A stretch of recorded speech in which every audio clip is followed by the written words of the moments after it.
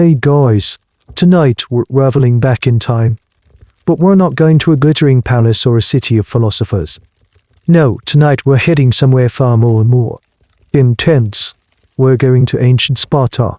Forget everything you think you know from the movies. The reality was a unique and brutal system, especially when it came to beauty.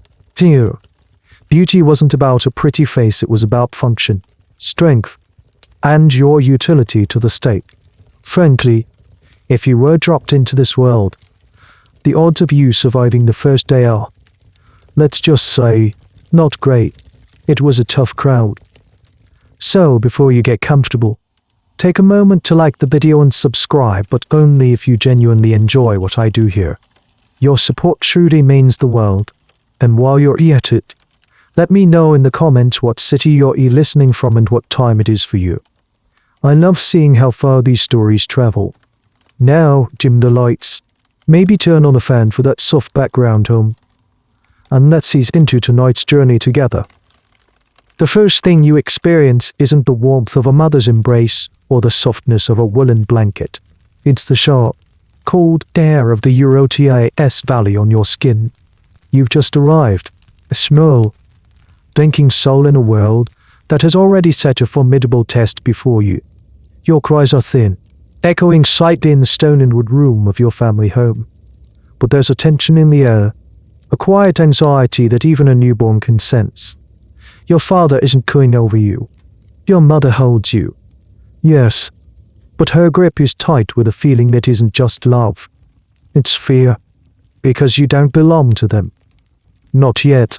You belong to Sparta, and Sparta has standards.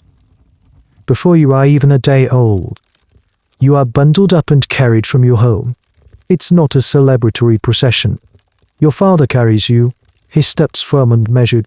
He walks toward a place called the Lesche, a sort of public meeting hall where the elders of your tribe congregate.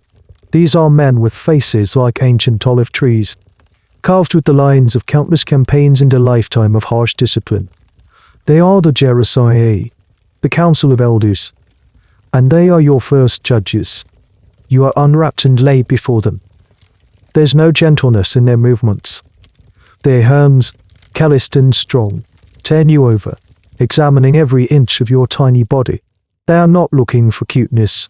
They are not admiring your button nose or your 10 perfect toes. They are searching for defects. They are looking for any sign of weakness, any physical imperfection, any hint that you might not grow into a strong, resilient component of the Spartan state. A slight limp, a crooked limb, even a perceived frailty in your cry, any of these could be a death sentence. There's a story, a famous one told by the historian Plutarch, that says Spartan babies were bathed not in water, but in wine. The theory was that weaker infants would convulse and perish in the undiluted wine, while the strong ones would emerge tempered and proven. It's a terrifying image, isn't it? A sort of brutal, alcoholic baptism. But here's the thing, modern historians are still debating whether this actually happened, or if it was just a dramatic story told centuries later to emphasize how tough Spartans were. It might have been more of a ritual, or perhaps just a myth that grew out of Sparta's formidable reputation. The truth is, we don't know for certain. What we do know is that this inspection was real, and the stakes were absolute. If you are deemed fit, a quiet nod is exchanged. Your father is permitted to pick you up and take you home. He has been granted a son or daughter.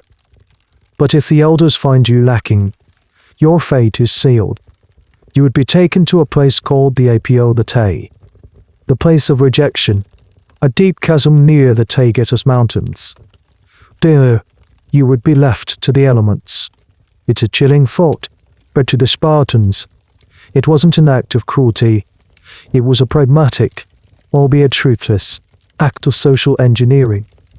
Sparta was a small state surrounded by enemies and a massive population of subjugated people.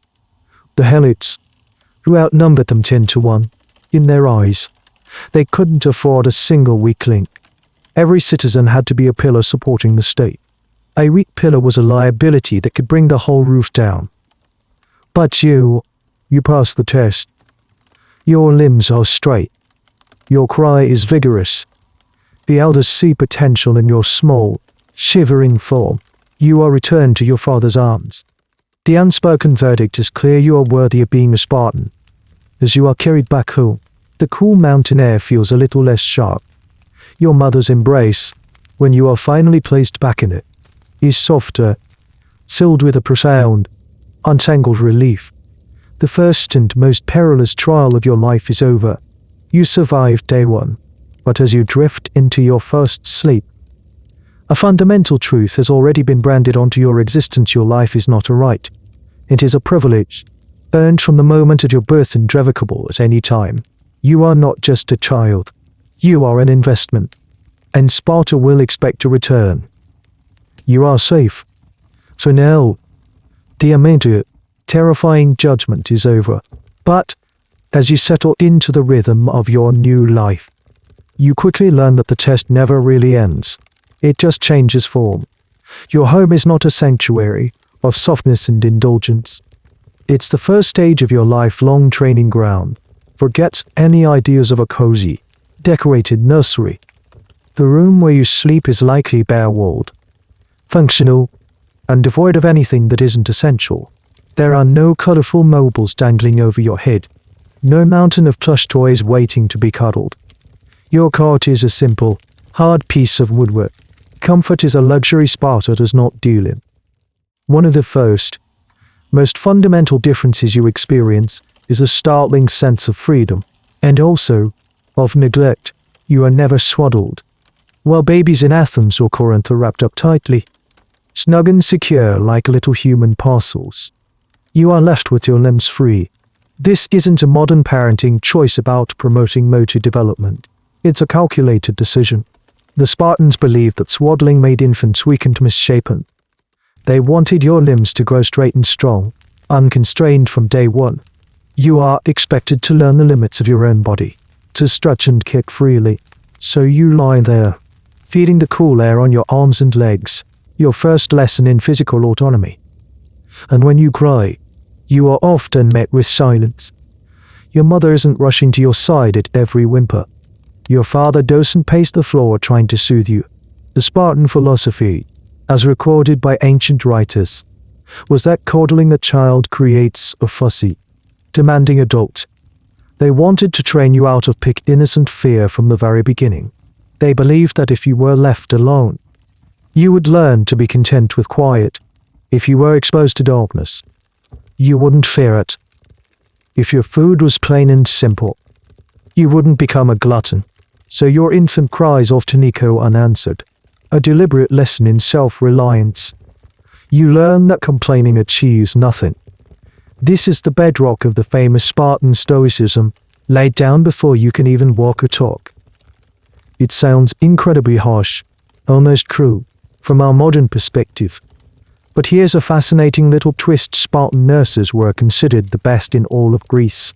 Wealthy, aristocratic families in rival city-states, like Athens, would go to great lengths to hire a Spartan woman to care for their own children. They believed that a Spartan nurse would instill discipline, courage, and resilience in their offspring. The Athenian statesman Alcibiades, for example, was famously raised by a Spartan nurse. So while the rest of Greece might have mocked Spartan culture in some ways, they deeply respected and even coveted its results in child rearing. It was the ancient equivalent of hiring a drill sergeant to be your nanny, hoping some of that legendary toughness would rub off. As you grow, your diet remains basic. There are no sweet treats, no carefully mashed delicacies designed to tempt a picky eater. You eat what the family eats: barley porridge, a bit of cheese, figs, and the occasional piece of fish or game. It's fuel, not pleasure. Your toys, if you have any, are simple wooden objects, perhaps a carved animal or a small card. Nothing to overstimulate the mind or encourage vanity. Your whole infancy is a subtle, constant process of hardening. You are being conditioned to endure, to be resourceful, and to expect nothing more than what is necessary. Of course, this raises a question that historians still grapple with today. The accounts we have of this upbringing were written by men like Plutarch and Xenophon, who were often writing for an external audience, either admiring or critiquing the Spartan system. They were describing the ideal, the state-sanctioned theory of child rearing. But what about the reality behind closed doors? Did no Spartan mother ever hum a lullaby to her crying child? Did no father ever feel a pang of pity and rush to comfort them? It's hard to believe that an entire society could completely suppress these basic human instincts.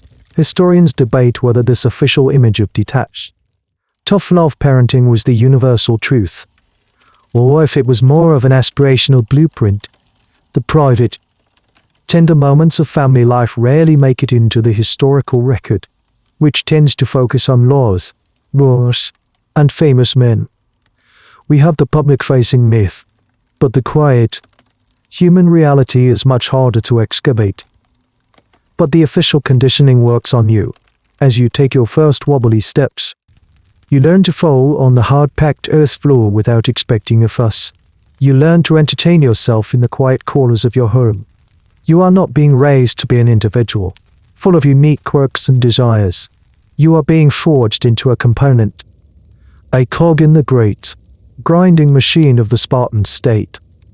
Your body is being prepared for the physical rigors ahead, and your mind is being stripped of any expectation of comfort. Every day of your young life, from the freedom of your unswaddled limbs to the simplicity of your meals, is a preparation. You just don't know what for yet. But soon, you'll leave the relative seclusion of your home and step into a much larger and far more demanding world. As you grow out of toddlerhood, the world beyond your family home begins to open up. You're around 6 or 7 years old now, and you start to notice things. The way people move, the way they dress, and specifically, the way the women and girls around you dress. This is when you first slip on your own peplos. It's a simple garment, a single, large rectangle of wool, folded and pinned at the shoulders. But unlike the long, flowing robes you might hear stories about from other Greek cities, yours is shockingly short. It barely reaches your knees. When you move, run, or even sit down, the garment, which is open down one side, easily parts, revealing your entire leg. Your thigh is constantly on display. At first, it's just the way things are. It's practical. The short length and open side give you an incredible freedom of movement, which you are starting to need. But soon, you hear the word, maybe from a visiting trader, or whispered as a joke by one of the older boys. They call you and all Spartan women phenome rides. It translates, quite literally, to thigh flashers. Other Greeks were scandalized by this. To them, a respectable woman was a hidden woman, shrouded in layers of fabric, her skin shielded from the sun and the gazes of men. But in Sparta, that logic is turned on its head. A woman's body isn't an object of seduction to be hidden away, it's an instrument of the state to be honed and displayed. Your strong, 10 legs aren't a source of shame.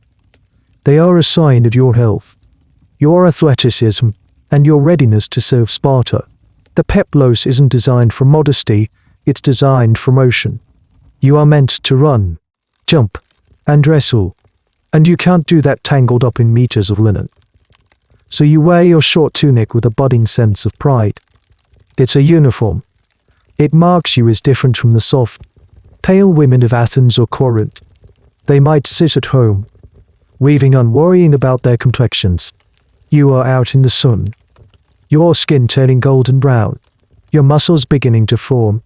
This nickname, thigh flasher, intended as an insult by outsiders, you begin to wear as a badge of honor. It means you are strong. It means you are a true Spartan. Your childhood is loud, boisterous, and spent almost entirely outdoors. You and the other girls your age from your own packs, roaming the hills around the Eurotis River. You learn the names of the plants, the tracks of the animals, and the best places to find wild figs. There's a raw, untamed quality to your upbringing that is unique in the Greek world. While Athenian girls are being taught to be quiet and demure within the confines of their homes, you are learning to be bold and resilient in the open air. Here's a curious little detail about Spartan life, their relationship with wealth and luxury. You don't see gold or silver coins. The official Spartan currency was famously made of iron rods, heavy, brittle, and almost worthless outside of Spartan territory. The legendary log of Lycurgus was said to have implemented this to stamp out greed and the accumulation of wealth. Owning a fortune in these iron skewers would require a barn to store it and a team of oxen to move it. It was a deliberately cumbersome system designed to make wealth impractical. So your childhood is free from the envy and competition that comes with material possessions. You don't covet a friend's new dress or fancy jewelry, because those things simply don't exist in your world. Status is earned through physical prowess and discipline, not through what you own. This communal, anti-materialistic upbringing shapes your view of the world. You learn to share everything: food, stories, and the hardships of training. Your closest bonds are forged not in quiet whispers in a secluded courtyard, but in shared exhaustion after a long run, or in the mutual respect earned after a wrestling match. You are part of a collective, and the well-being of the group always outweighs your individual desires. However, the historical accuracy of this iron money system is another one of those things that scholars love to argue about. Was it a real, functioning currency system? Or was it another one of those exaggerated stories like the wine bath for babies designed to build the myth of the perfectly austere Spartan? Some historians believe it was real and fundamental to their way of life. Others argue it was more of a symbolic tradition, and that for any significant trade, Spartans would have used the same silver coins as the rest of the Greek world. Perhaps unofficially, it's a puzzle: was Sparta a truly cashless society? Or was this just a piece of state propaganda that got written into the history books? The evidence is sparse, leaving us to wonder about the true nature of their economy. For you, though, the world is simple and direct. The sun is warm on your skin. The ground is solid beneath your bare feet, and your short peplos gives you the freedom to move. You are a child of Sparta, a thigh flasher in training. You are being groomed for a life of physical excellence, and soon, that informal, energetic play of your childhood is about to become a formal, demanding, and brutally competitive public education. The real training is about to begin. The transition is gradual, then sudden. The wild, unstructured play of your early childhood begins to take on a more formal shape. One day, you aren't just chasing your friends through the olive groves for fun. You are lined up on a dusty track, and an adult is timing you. This is the beginning of the agōgē, the legendary Spartan public education system. And here lies the most radical departure from the rest of the Greek world. You, as a girl, are a part of it. While your male counterparts are taken from their families at age 7 to live in military barracks, you get to continue living at home. But your days are no less demanding. You are expected to participate in a public, state-sponsored athletic program that mirrors what the boys are doing. Every day, you gather with the other girls your age in a designated field, a sort of public gymnasium. The air is thick with dust and the smell of sweat. The sounds are of grunts of effort, the thud of bodies hitting the dirt, and the sharp commands of your instructors, often older, accomplished women who have been through this all before. Your training is diverse and relentlessly physical. You learn to run, not just short sprints, but long, grueling distance races that build your stamina. You spend hours practicing the javelin throw, learning to arch your back and put the full force of your body into the launch. Your arms, once slender, begin to develop the hard, defined lines of a thrower. You learn the discus, a heavy bronze disc that you have to spin and release with a precise combination of grace and power. It's heavy, awkward, and blisters your hands, but you learn. And then there's the wrestling. This is what truly shocks the other Greeks. You learn to grapple, to throw your opponent off balance, to pin them to the hard-packed earth. There's no delicacy here. It's raw, physical competition. You feel the grit of the dirt on your back, the strain in your shoulders as you try to break a hold, the burn in your lungs as you gasp for air. You learn to be tough, to take a fall without crying, and to get back up, again and again. You are not being trained to be a soldier, but you are being trained with a soldier's discipline and physical resilience. Why the Spartan logic was brutally simple and unsentimental. A strong, athletic woman, they believed, would produce strong, athletic children. It was a philosophy of state-sponsored eugenics. They thought that a mother's physical condition directly impacted the health and vitality of her offspring. So your training wasn't for your own personal fulfillment. It was your primary duty to the state. Your womb was considered Sparta's most valuable asset. And your athletic training was how you prepared it to produce the best possible product future warriors. This is the core of the Spartan beauty standard. A beautiful woman was not pale and delicate. A beautiful woman had powerful thighs, strong shoulders, and the endurance to win a foot race. Her beauty was her fitness. This public training of girls had a bizarre and unique side effect. It made Spartan women famously confident and outspoken. Here's a little-known fact: Spartan girls often exercised in the nude, just like the boys did. This practice, shocking to outsiders, fostered a complete lack of body shame and an incredible sense of self-possession. When you are accustomed to competing, wrestling, and running naked in front of your peers in the public, you develop a very different relationship with your body. You also learn to speak your mind. You are praised for your achievements. You compete openly, and you are not taught to be silent or submissive. This is why Spartan women had a reputation throughout Greece for being sharp-tongued, witty, and alarmingly direct. The historical record on the specifics of the girls' agōgē is, however, less detailed than that for the boys. While writers like Xenophon give us a thorough account of the male training system, the female equivalent is mentioned in broader, more general terms. Historians still debate the exact structure and intensity of the girls' program. Was it as rigidly organized as the boys' system? Did it run for the same number of years? Were they trained by state-appointed officials? Or was it more of an informal system run by older women? The sources confirm it happened and that it was radical, but the fine-grained details remain a subject of scholarly speculation. We have the what and the why, but the how is still a bit blurry around the edges. For you, the how is your daily reality. It's the ache in your muscles at the end of the day. It's the pride you feel when your javelin flies farther than ever before. It's the camaraderie you share with the other girls, all of you striving, sweating, and competing together. You are being molded by this system. Your body and your spirit shaped by its demands. You are learning that your value is measured in your strength. You are not just a girl, you are a future mother of heroes. And you are expected to have the body of one. The dust of the arena is becoming a part of you, and the roar of the crowd is a sound you are learning to crave. Life in Sparta is not entirely a story of muscle and might. Amidst the grueling physical training, another, quieter form of education is taking place. While your body is being hardened in the gymnasium, your mind is also being sharpened, though in a very specific, Spartan way. You are not just a collection of athletic limbs, you are expected to be a functioning citizen, and that requires a different kind of training. You learn to read and write.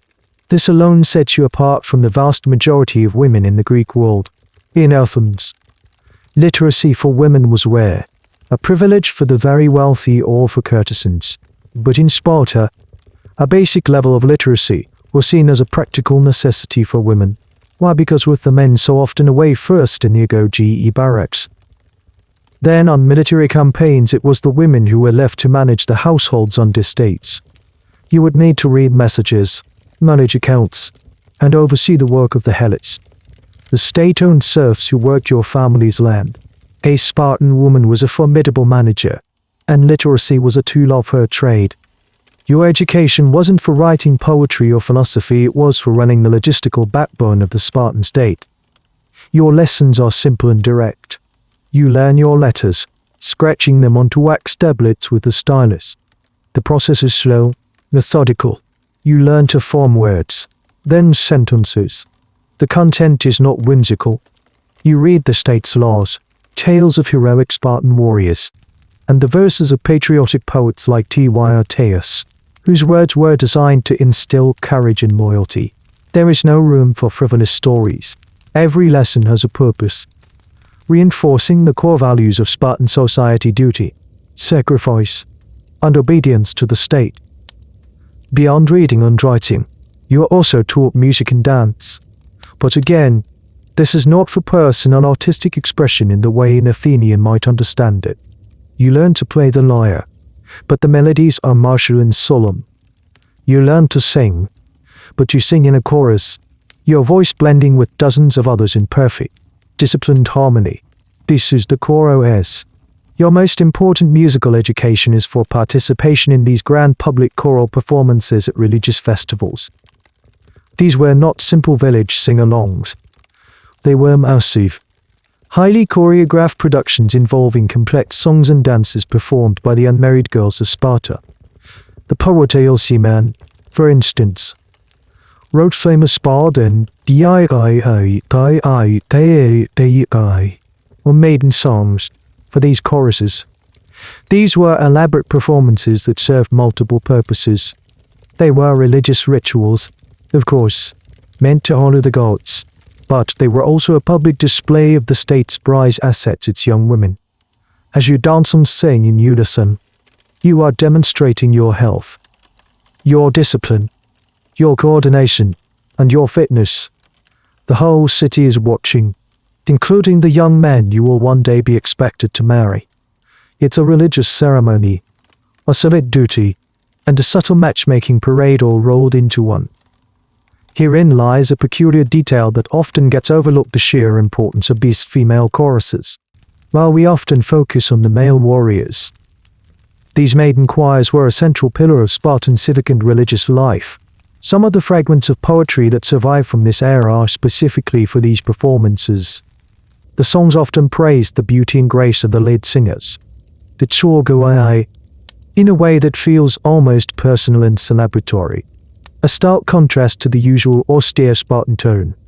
It suggests that while beauty was defined by strength, there was still an appreciation for grace, poise, and the collective beauty of a perfectly executed performance. However, the true nature of women's intellectual life in Sparta remains a source of academic debate. We know they were literate and participated in these complex musical events. We have accounts of their famously witty and concise speech. But was this the full extent of their intellectual world? Were there female poets, whose work is lost to us? Did they engage in philosophical discussions behind the closed doors of their homes? The surviving evidence, written almost exclusively by men from other city-states, paints a picture of pragmatic, functional intelligence. They were smart because they needed to be good managers and witty conversationalists. Whether a deeper, more private intellectual culture existed is something we can only speculate about. The Spartan women themselves left no written records. No diaries or letters tell us their side of the story. Their voices are filtered through the pens of outsiders. So you learn your letters and your scales. You practice your dance steps with the same focus you bring to the javelin throw. You memorize the patriotic hymns and the religious paeans. Your mind, like your body, is being molded for a specific purpose. You are being given just enough knowledge to be a capable manager, a witty companion, and a proud participant in public life. Your intelligence is another tool in service to Sparta. It is not meant to foster independent thought or creative rebellion, but to make you a more effective and impressive pillar of the state. As you move through your teenage years, the lessons from the athletic field, the classroom, and the choral stage begin to coalesce into a single, powerful message. The abstract concepts you were taught as a child are now your lived reality. You look at your own reflection, perhaps in a polished bronze shield or the still water of a cistern, and you don't see the same things a girl from another city would. You see the tangible results of your training. This is when you truly internalize the Spartan definition of beauty. Muscle is beauty. There is no other way to put it. The swell of a bicep as you draw back a javelin. The hard curve of a calf muscle tensed for a sprint. The firm, flat plane of your stomach. These are the features that are admired. They are the marks of health, discipline, and, most importantly, potential. A strong body is a beautiful body because it promises strong children. It's a direct, visible indicator of your value to the collective. You see it in the way the older women carry themselves. They don't hide the effects of a life of physical activity, they display them. Their shoulders are broad. Their hands are capable. Their stride is confident. They are the ideal you strive for. In contrast, you hear stories about the women of Ionia or Athens, who use lead-based powders to whiten their skin, who pluck their eyebrows, and who live in constant fear of the sun. To you, this sounds bizarre, almost grotesque. The idea of deliberately making oneself look pale and weak is antithetical to everything you've been taught. A tan is not a flaw to be hidden. It is evidence that you have been outside, training, living, and strengthening your body as a Spartan woman should. Your beauty is not ornamental, it is functional. This concept is so deeply ingrained that it shapes all your social interactions. When girls gather, they don't compare hairstyles or debate the merits of a particular fabric. They might, however, boast about a new personal best in the discus throw or analyze a difficult wrestling move. Compliments are not about a pretty face, but about a powerful form. Your arms show the strength of Heracles, might be the highest form of praise. It's a complete reversal of the beauty standards that dominated the rest of the ancient world. Here's a quirky little cultural artifact that underscores the Spartan wedding rituals. According to Plutarch, when a woman was to be married, her bridesmaid would shave her head completely, dress her in a man's cloak and sandals, and leave her on a pallet on the floor in the dark. This wasn't done to make her unattractive. Instead, it seems to have been a ritualistic stripping away of her previous identity as a maiden, preparing her for the new, more masculine role of a Spartan wife or partner to a soldier. It also removed all the conventional markers of female beauty. With a shaved head and in men's clothes, what was left to judge her by only the strength and health of her body itself. The ritual forced the focus onto the very core of Spartan beauty, her physical form and its fitness for procreation. This singular focus on a fit for breeding physique creates an intense, competitive environment. Your beauty is not a static quality you are born with. It is something you must constantly earn and maintain. If you slack off in your training, your muscles will soften, your stamina will decrease, and your beauty will fade. It's a standard that requires perpetual effort. There is no resting on your laurels. Your value is in a constant state of assessment, both by yourself and by the community around you. The historical debate around this is subtle but important. Did the Spartans have any concept of aesthetic beauty in the way we might understand it, or was it truly 100% about function? Some scholars argue that while function was primary, it's unlikely that humans could ever completely divorce themselves from appreciating symmetry, grace, and pleasing features. The maiden songs written by A.L.C. Mann, for example, do praise the lovely hair or gleaming face of the choir leader. This suggests that while a strong physique was the non-negotiable foundation, a more conventional sense of facial beauty might have been considered a welcome, but non-essential, bonus. The argument is whether these aesthetic compliments were just poetic flourishes or evidence of a more complex, layered beauty standard. We see the official, state-sanctioned ideology, but the nuances of personal preference are lost to time. So now, you live by the official code. You feel a surge of pride when you see new muscle definition in your shoulders after weeks of practice. You feel the approving gaze of the elders as you and your friends perform your strenuous dances at the festival of Artemis or Thea. Your body is a testament to your dedication. It is your resume, your portfolio, and your masterpiece, all in one. You are beautiful because you are strong. And in Sparta, that is the only kind of beauty that truly matters. The system that celebrates your strength has a dark and ruthless flip side. For every girl who thrives in the competitive environment of the gymnasium, there is another who struggles. And in Sparta, there is no gentle encouragement for those who fall behind. There is only the cold, harsh reality of public shame. You see it happen for the first time when you're around 12 or 13. There's a girl in your training group. Maybe she's naturally slender, less inclined to build muscle. Maybe she has poor coordination or simply lacks the aggressive, competitive spirit that is so highly valued. In training, she is always the last to finish the race. Her javelin throws are consistently the weakest, and she is easily pinned in wrestling matches. At first, it's just a matter of performance, but soon, it becomes a matter of public identity. The instructors, the older women who oversee your training, begin to single her out. Their criticism is not private or constructive, it is loud, pointed, and delivered in front of everyone. Is that the best of future mother of Spartak, and do they might shout, their voices dripping with contempt. The other girls, taking their cue from the adults, start to mock her too. The teasing is relentless and cruel. She is called weakling or pale skin, insults that strike at the very core of her value in this society. There is no concept of good sportsmanship that protects the less able. The goal is not participation, it is excellence, and the failure to achieve it is not just a personal disappointment, but a public disgrace. The shaming extends beyond the training grounds. At the great public festivals, where you and your peers perform the choral dances, her lack of fitness is on full display, while the rest of you move in powerful, synchronized harmony. Her movements are weaker, a fraction of a second behind. She disrupts the perfect, unified image of strength that the chorus is meant to project. You can feel the disapproval from the crowd, the critical eyes of the city's elders and warriors. For her, what should be a moment of pride becomes an ordeal of humiliation. This culture of public shaming was a deliberate to love social control.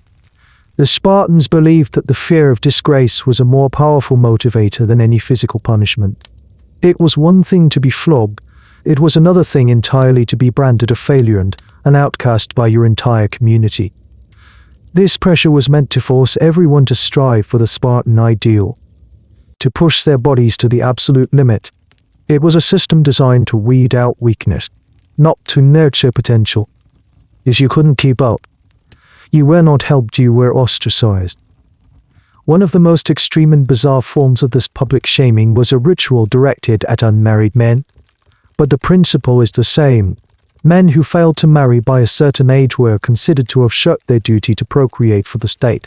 As punishment, during a certain winter festival, they were forced to strip naked and march around the marketplace, singing a song of their own composition that detailed how their disgrace was justified.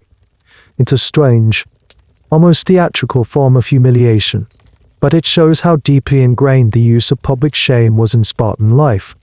Weakness, whether physical or in fulfilling one's civic duty, was not a private matter. It was a crime against the state, and it was punished in the open for all to see. Of course, this raises a deeply unsettling question that historians continue to ponder. What was the psychological toll of such a system? We have the external descriptions from writers like Plutarch, who present it as an effective, if harsh, method of enforcing discipline.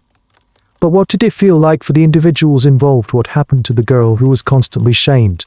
Did she internalize that failure? Did it lead to depression or other forms of mental anguish? The historical record is silent on this. It records the system, but not the emotional fallout. We are left to imagine the quiet despair of those who, through no fault of their own, simply could not measure up to Sparta's impossible standards. The official narrative celebrates the strong, but the stories of the broken are lost to history.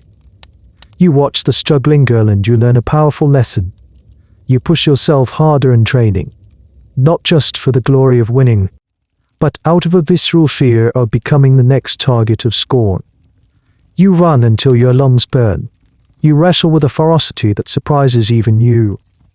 And you make sure your movements in the dance are sharp and precise. The system works. The fear of shame is a powerful whip, driving you and the others to conform to the ideal. You understand now that in Sparta, there is no middle ground. You are either a source of pride or a source of shame, and you will do anything to avoid being the latter. Amidst the constant pressure and individual competition, there are moments of profound, powerful unity. The most spectacular of these are the religious festivals.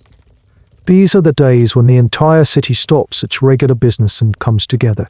And for you and the other unmarried girls, these festivals are your time to shine. not as individuals, but as a single, harmonious unit. This is the world of the Spartan girl group dance. The preparation begins weeks in advance. You and a chorus of perhaps 50 other girls gather every day. Not for wrestling, but for rehearsal. The discipline is just as intense. You are under the direction of a choir master, a respected citizen, and the poet who composed the song you will perform. Like the famous ALC man, the song itself, the Parthenon, is complex. The lyrics are dense with mythology, praise for the gods, and praise for Sparta. But it also includes surprisingly personal lines, sometimes teasing or complimenting specific girls within the chorus, especially the leader, the agōgē. You memorize hundreds of lines of poetry, but that's the easy part. The real work is in the dance. This isn't a gentle, flowing dance. It's a demanding, athletic performance, a blend of military precision and powerful grace. Every step, every turn of the head, every gesture of the arm must be executed in perfect unison with the 50 other girls.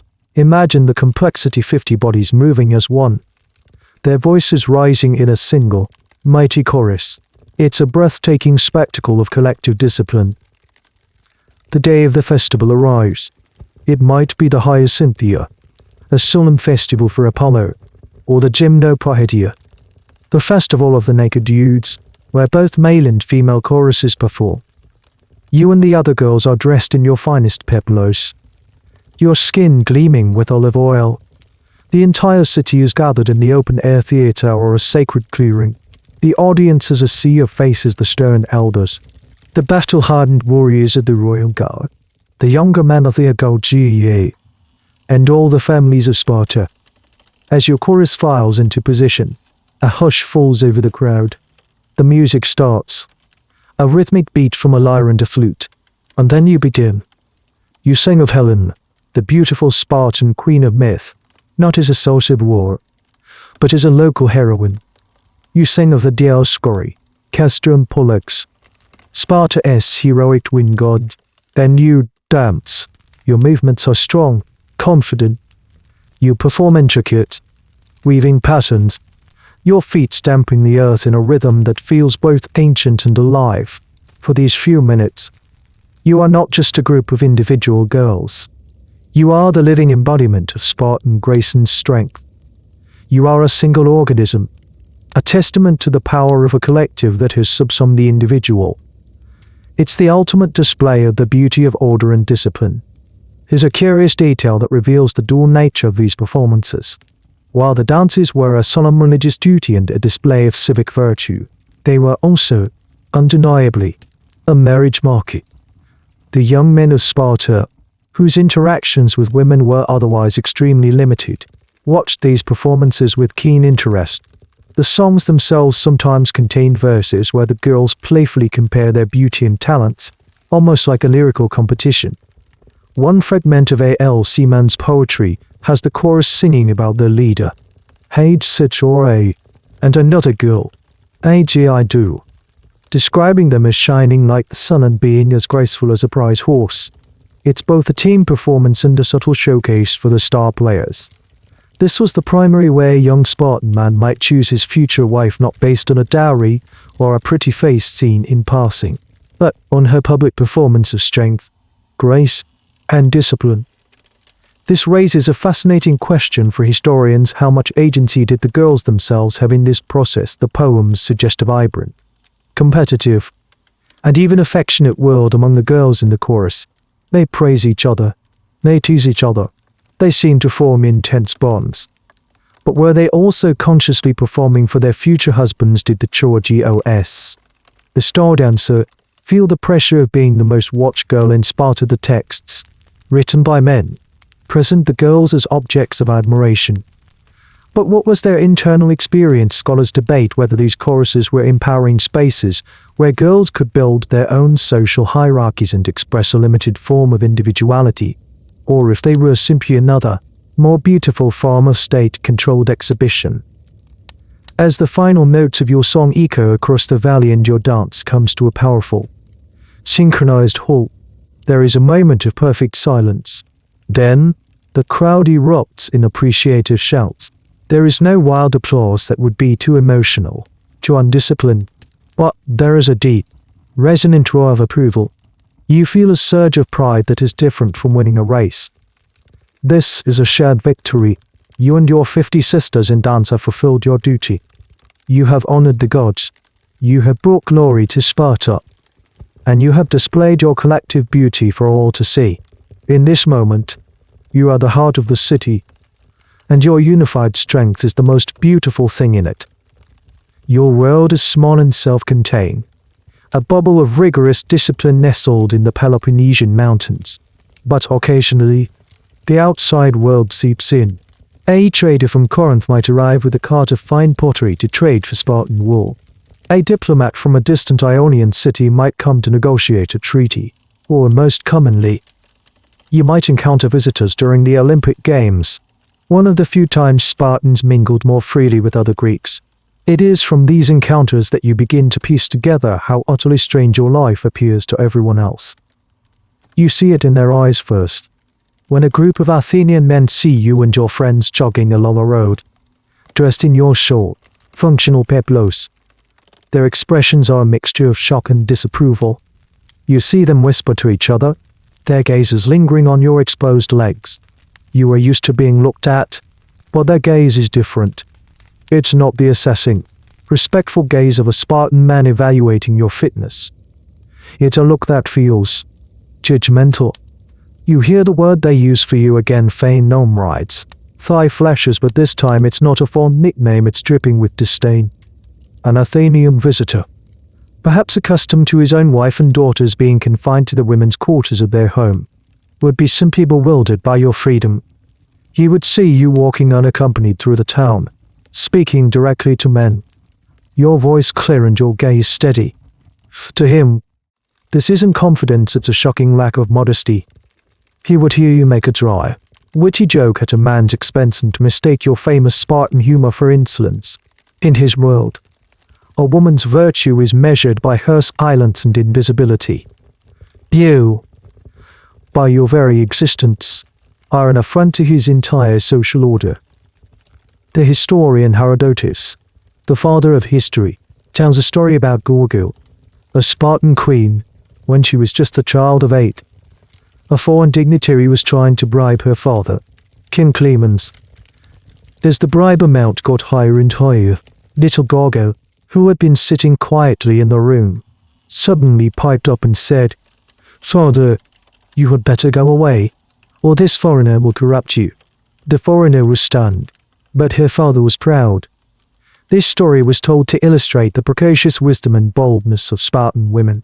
But to a non-Spartan, a child, let alone a female child, speaking so forthrightly to an adult man was almost unthinkable.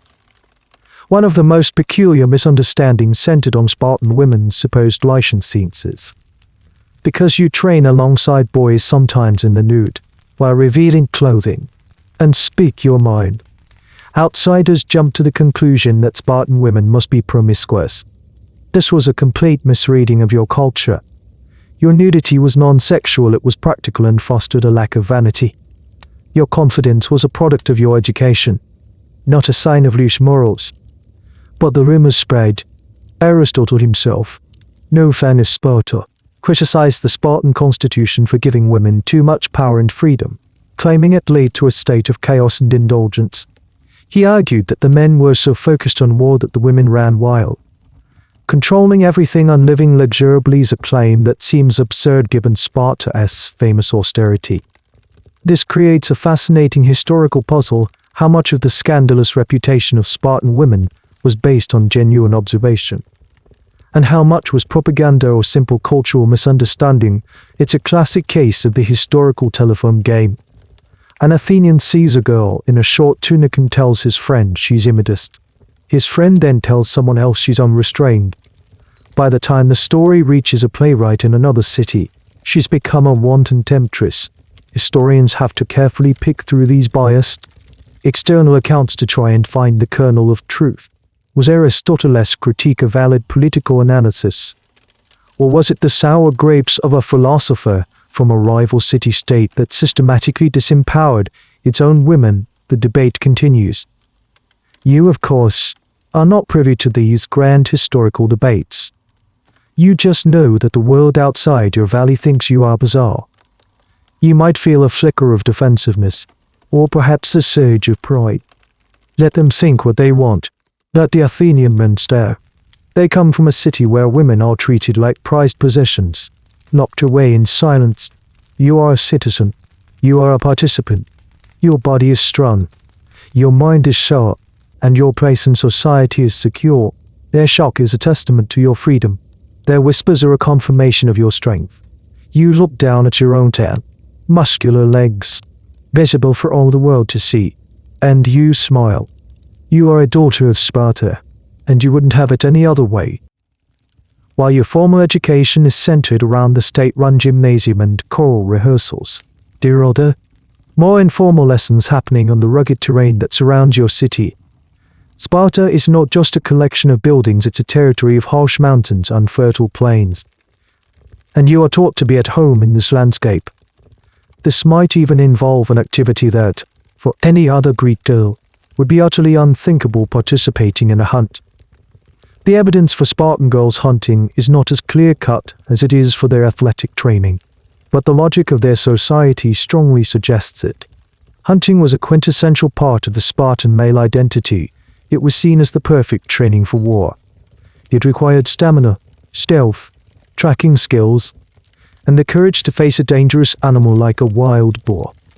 Given that the goal was to make Spartan women as tough and resilient as possible, it stands to reason that they would be included in this formative activity. Imagine it. You are a teenager, perhaps 14 or 15. Your father or an older brother decides to go hunting in the foothills of Mount Taygetus. Instead of being left at home, you are invited to join. You don't carry the heavy bronze-tipped spear that's for the experienced warriors, but you might be armed with a smaller javelin or tasked with helping to manage the hunting dogs, lean and formidable hounds bred for the chase. You set out before dawn. The air is sharp and cold. The world is shades of grey and deep blue. You move quickly and quietly through the rocky landscape, your body conditioned by years of running. You learn to read the signs of the earth: a broken twig, a faint track in the mud, the distant cry of a bird. These are skills that connect you to the land, teaching you a form of literacy that is just as important as the letters on a wax tablet. The hunt is long and arduous. It's hours of trekking, of silent waiting, of sudden, explosive bursts of action. You might be part of the group that drives the prey, a deer or a boar, towards the waiting spears of the main hunters. It's exhilarating and terrifying. You feel the adrenaline surge through you, the same primal thrill that your ancestors have felt for generations. You are not a passive observer. You are an active participant in the vital, dangerous work of providing for your community and honing the skills of survival. This experience reinforces the core Spartan virtue of self-sufficiency. You are not a delicate creature who needs to be protected from the wildness of the world. You are part of that wildness. This is one of the reasons Spartan women were so famously confident. They knew how to handle themselves in situations where an Athenian woman would be helpless. A story goes that a foreign woman once said to agōgē, the Spartan queen, "You Spartan women are the only ones who can rule men." agōgē's legendary reply was, "Because we are also the only ones who give birth to men." This isn't just a witty retort, it's a statement of profound self-awareness. Her confidence comes from the knowledge that Spartans, male and female, are forged from a stronger material. A fascinating, and somewhat gruesome, little fact about Spartan society is their relationship with the helots, the subjugated population that work the land. To keep this massive, potentially rebellious population in check, the Spartans created a sort of secret police called the Cryptii. The brightest and most promising young men from the agōgē would be sent out into the countryside with nothing but a knife. They had to survive off the land and, under the cover of darkness, were tasked with killing any helot they found who seemed strong, defiant, or a potential leader. It was a brutal institution designed to terrorize the helots and serve as a final, bloody test for Sparta's future elite, while you, as a girl, would never be part of the cryptia. Your participation in activities like hunting would have made you familiar with the same terrain where these grim deeds took place. You would be acutely aware of the constant, simmering tension that underpinned your society. Now, the academic community is fiercely divided on the extent to which girls were involved in hunting. Some sources, like Xenophon, who wrote a treatise on the Spartan constitution, mention that Lycurgus prescribed physical training for females equal to that of males. Many scholars interpret this broadly, suggesting it would naturally include activities like hunting that were central to physical education. Others are more skeptical, arguing that the primary sources don't explicitly place a javelin in a girl's hand on a boar hunt. They contend that while girls were athletic, their training was confined to the more formal setting of the gymnasium. It remains a tantalizing what if. Was your hunting experience a regular part of your upbringing? Or a rare exception? The ambiguity leaves us with a picture of a woman who was certainly capable of it, even if we can't be sure she did it. Whether you are chasing a deer through the woods or simply training on the field, the goal is the same. Your body is being prepared, not just for childbirth, but for a life of hardship. You are being made ready for whatever challenges Sparta might face. You return from the hunt exhausted, scratched by branches, your muscles aching, but with a new sense of your own capabilities. You have faced the wilderness and held your own.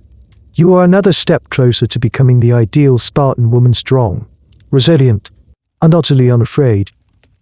The years of training, the public performances, the relentless focus on your physical condition, it has all been leading somewhere. As you enter your late teens, a new kind of awareness dawns on you. You begin to realize that you are being watched, but in a new and significant way. The scrutiny is no longer just about your athletic performance, it's about your potential as a partner. Welcome to the uniquely unsentimental world of Spartan matchmaking. There is no courtship. There are no romantic poems exchanged. No secret meetings, no gentle wooing. The process is far more pragmatic in public. The prime opportunities for being seen are the same events where you've always been on display: the religious festivals and the public games. As you perform your powerful, synchronized choral dance, you know that the young men in the audience, those who have completed their agōgē and are now full citizens, are not just admiring the spectacle, they are evaluating. They are not looking for a pretty face in the crowd. They are looking for the girl with the most stamina, the one whose movements are the sharpest, the one who embodies the ideals of Spartan strength. They might have seen you compete in a foot race, or heard your name praised for a particularly impressive javelin throw. Your athletic reputation precedes you. You are known by your accomplishments. A man might point you out to his comrade and say, "That one, her father is a hero of the Messenian campaign, and they say she can outrun her brothers." That is the Spartan version of a compliment. You, in turn, are also observing. You watch the young men as they compete in their own events: wrestling, boxing, and the brutal, no-holds-barred pancration. You are not looking for a handsome, charming suitor. You are looking for a champion. Who is the strongest? Who is the most courageous? Who is the most disciplined? Your future children's genetic legacy is at stake. The goal for both sides is the same: to create the optimal pairing for producing the best possible offspring. It's less like falling in love and more like a high-stakes program of selective breeding. The decision is not entirely yours. Your father has the final say. But a young man doesn't approach your father with a proposal of marriage based on love or desire. He comes with a reputation, and he is interested in you because of yours. The conversation between him and your father would be blunt and practical. The suitor would state his lineage, his military record, and his reason for choosing you: your proven health and strength. Your father, in turn, would assess if this man is worthy of continuing his family line. It is a negotiation between two stewards of Spartan bloodlines. Here's a curious and slightly bizarre tidbit about this process. Some ancient sources suggest that matchmaking could occasionally take a more form. There are hints of a tradition where men would literally capture their brides. This probably wasn't a violent abduction in the modern sense. It was likely a ritualized performance, a ceremonial capture that took place at a festival, perhaps after the suitor had already received the father's approval. The abduction would have been a dramatic public statement of his choice and his strength, symbolizing the forceful, non-romantic nature of the Spartan union. It was another piece of theater that emphasized strength and decisiveness over gentle persuasion. This leads to a point of contention among classicists. How much choice did a Spartan woman actually have in her husband? The official account, coming from male writers, suggests the decision was primarily between the suitor and the father. However, given the unusual degree of freedom and the famously assertive nature of Spartan women, it's hard to imagine they were completely passive pawns in this process. Some historians argue that a woman's preference, likely expressed to her father, would have carried significant weight. A woman who had distinguished herself athletically and was known for her strong character was a valuable asset. It's unlikely that she would be forced into a union she vehemently opposed, as her unhappiness and lack of cooperation would not be conducive to the ultimate goal: producing healthy, patriotic children. The exact balance of power in the matchmaking process between father, suitor, and the bride herself is one of those nuances of Spartan domestic life that the sources don't fully clarify. So you stand there, in the middle of the festival, your heart beating a little faster. It's not a romantic flutter. It's the thrill of competition, but on a whole new level. Your entire life has been a public performance, and this is the final edition. You are being judged on your strength, your health, your discipline, and your pedigree. Your value as a person is inseparable from your value as a potential mother of warriors. And soon, a choice will be made.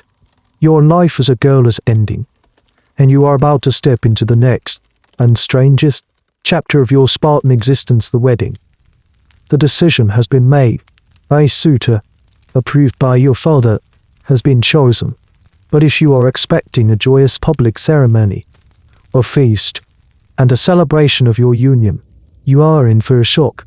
A Spartan wedding is unlike any other in the ancient world. It is a strange, secretive, and deeply symbolic affair that has more in common with a covert operation than a marriage celebration. There is no white dress, no elaborate hairstyle, no celebratory procession through the streets. The entire event is conducted under the cloak of darkness and secrecy. On the appointed night, you are taken aside not by a group of giggling friends, but by a single, no-nonsense older woman who acts as your nymphaeutria, or bridesmaid. She leads you to a darkened room. The first thing she does is take a sharp blade and shave your head, all of it. Your hair, which you may have worn long as an unmarried girl, is completely removed. The act is startling, a radical break from your previous identity. You are being stripped of a conventional symbol of femininity. Next, you are not put into a beautiful gown. Instead, you are dressed in a man's cloak and a pair of man's sandals. You are being made to look, as much as possible, like one of the boys from the agōgē. Finally, you are left alone. You are to lie down on a simple mattress on the floor in the pitch-black room and wait. There is no music, no laughter from a nearby feast. There is only silence and the sound of your own breathing. This is your wedding night. Meanwhile, your new husband is still with his comrades in the Sys City, the communal military mess hall where all Spartan men ate their evening meal. He eats with them as usual, careful not to betray any excitement or nervousness. After the meal, under the pretense of going for a walk or relieving himself, he slips away into the night. He stealthily makes his way through the dark streets of Sparta to the house where you are waiting. He is, in effect, breaking into his own wedding. He finds the room, enters in darkness, and the marriage is consummated. There is no exchange of tender words, no romantic prelude. The act is swift, almost furtive. His goal is singular: to impregnate you. Immediately after, he leaves as stealthily as he came. Returning to his barracks before his absence, he is noticed by his messmates. He must be back in his place by morning, as if nothing has happened.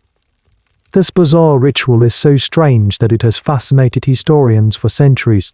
Why all the secrecy, why the cross-dressing and the head shaving, the most common interpretation, put forward by the ancient writer Plutarch, is that it served several purposes. Firstly, it made the initial encounters between husband and wife rare and intense, which was thought to heighten their desire and lead to more vigorous offspring. Secondly, by forcing the husband to sneak away from his barracks, it ensured that his primary loyalty remained with his military unit, not with his new wife. He was a soldier first, a husband second. A particularly fascinating little detail is the potential symbolism of the male attire. Some scholars suggest it was a form of ritualistic initiation. By making you look like a boy, the ceremony symbolically transitioned you from the world of maidens into the world of adult Spartan women, a group that shared many of the responsibilities and the assertive character of men. It was a way of saying, you are now a partner to a soldier, and you must have a soldier's fortitude. The historical debate surrounding this ritual is intense.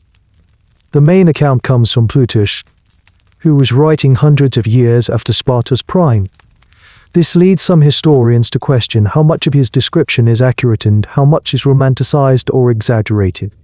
Did every Spartan wedding follow this exact script? Was the head shaving universal? Or was it a practice for a specific era or social class? Some argue that this marriage by capture was more of a symbolic representation of the ideal of the soldier who puts duty before all else than a literal, universal practice. It's a classic problem in Spartan history, separating the myth from the mundane, everyday reality. For you, it is anything but a myth. You are left alone again in the darkness, your scalp smooth and cool, the unfamiliar man's cloak draped around you.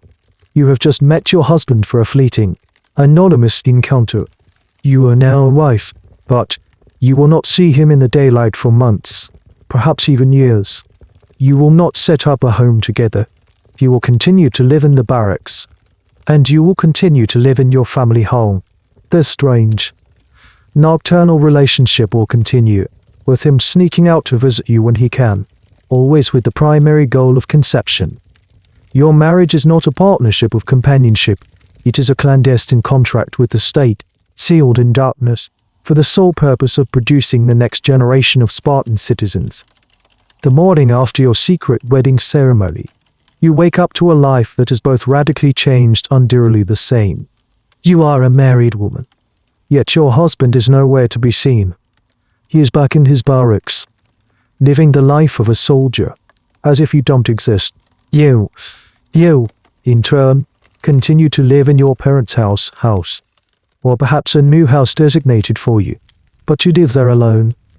This is the beginning of your life as a quasi-independent Spartan wife. This separation of husband and wife was a cornerstone of the Spartan system. Men were required to live in the communal barracks with their army units until the age of 30. Even after that, they were expected to take their main evening meal with their messmates for the rest of their active military careers. A man might have a wife and several children at home, but his primary social and domestic life was with his fellow soldiers. This arrangement was designed to foster unparalleled loyalty and bonding within the military. The army was his family, you were a procreative duty. So, your marriage exists only in stolen moments in the dead of night. Your husband continues to visit you in secret, a phantom partner whose existence is an open secret that everyone pretends not to acknowledge. This period of your life could last for years. You might have 2 or 3 children before you and your husband are ever seen together in public during the daytime. The whole arrangement feels less like a marriage and more like a long-term, state-sanctioned affair. While this might sound lonely, it grants you a level of autonomy unheard of for other Greek women. You are not under the direct, daily authority of a husband. You are the undisputed master of your own household, with your father likely aging and your husband living elsewhere. The management of the family estate, the kairos, falls squarely on your shoulders. This estate, a plot of land assigned to your family by the state, is worked by helots, and you are their overseer. You are responsible for everything. You direct the planting and harvesting of crops. You manage the household finances, tracking supplies of grain, wine, and olive oil.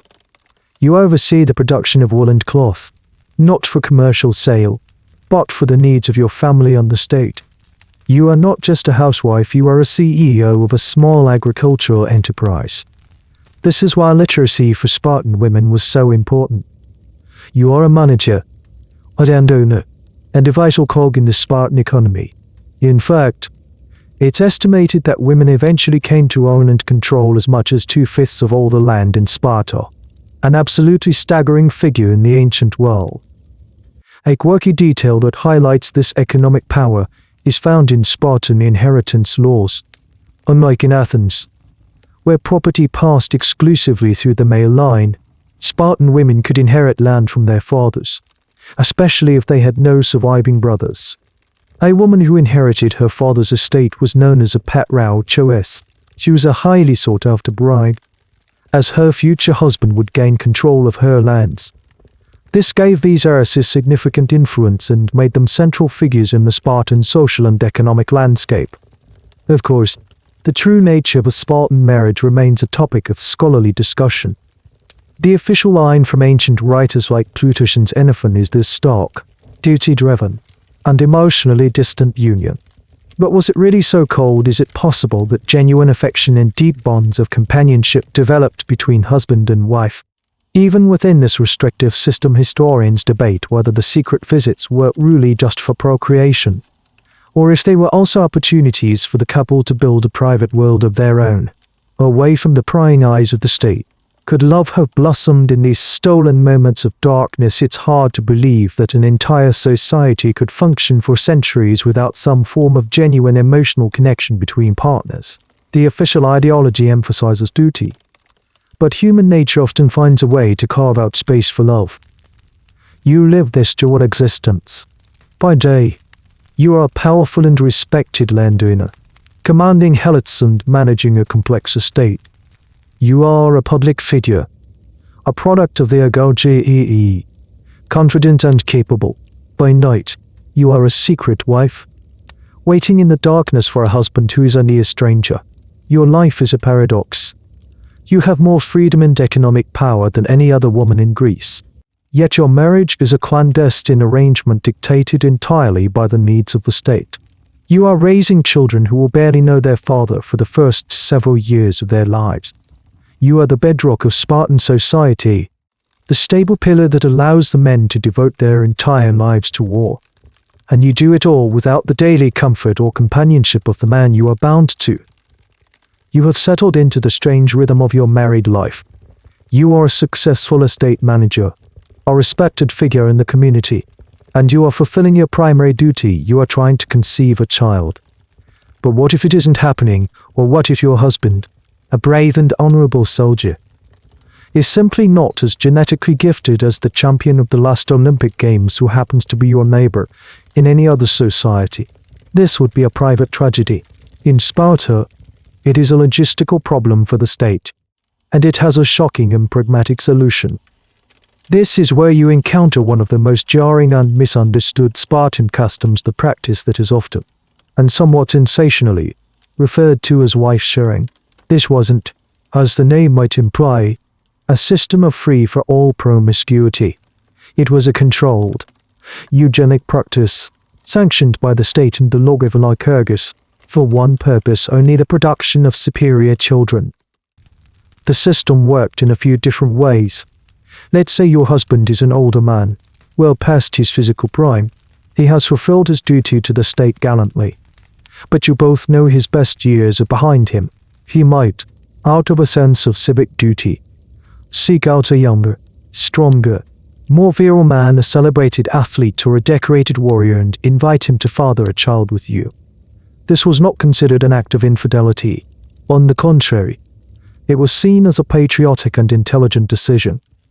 The goal was to give the state a better baby. The child, once born, would be considered the legal heir of your older husband, inheriting his name and his estate. But everyone would know that its genetic stock came from a superior source. Alternatively, the request could come from the other direction. Taeyong, Powerful man who admired you not for your beauty in a conventional sense, but for your proven health, your good character, and the quality of the children you had already produced with your husband, could approach your husband and ask for permission to have a child with you. He might say, "Your wife is a fine woman who bears excellent children. I wish to have a child of such good stock to carry on my own line." If your husband agreed that the man was of worthy character, he could consent. It was a transaction of genetic material, a loan of a womb for the good of the state. This practice reveals the absolute primacy of the collective over the individual in Sparta. The concepts of romantic love, monogamy, and sexual jealousy, which we consider to be the foundations of marriage, were secondary to the state's insatiable need for high-quality human resources. A child was not a product of a couple's love, it was a future asset for the city. One of the most famous and possibly mythical examples of this involves a Spartan king, an eccentric II. His wife was barren, and the Spartan elders, the Ephors, were deeply concerned that his royal line would die out. They didn't tell him to divorce her. Instead, they commanded him to take a second wife, purely for the purpose of producing an heir, while still keeping his first wife, whom he reportedly loved. He was reluctant but obeyed the state's command. This story, whether completely true or not, illustrates the principle the continuation of a strong bloodline trumped all personal feelings and conventional marital norms. Naturally, the historical accuracy and prevalence of this child-sharing system is a hotbed of debate. The primary source for it is Xenophon, an Athenian who deeply admired Sparta. He presents it as a logical and laudable eugenic policy.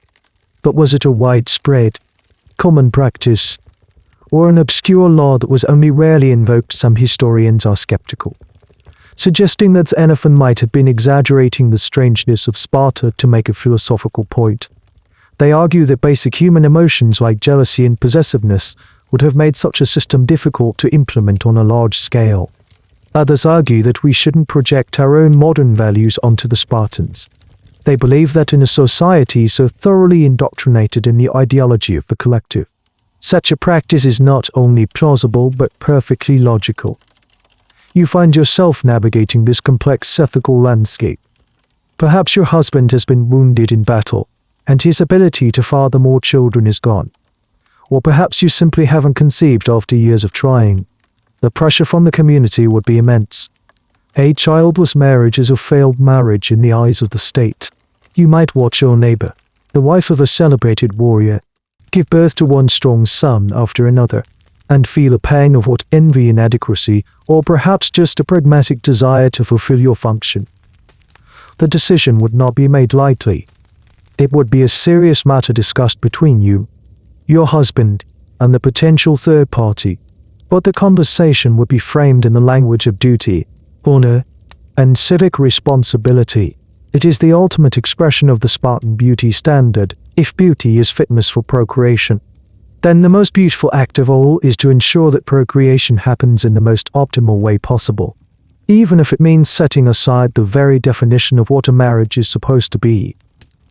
Whether it is with your husband during one of his clandestine nighttime visits, or through the state-sanctioned arrangement with a more vigorous partner, it finally happens.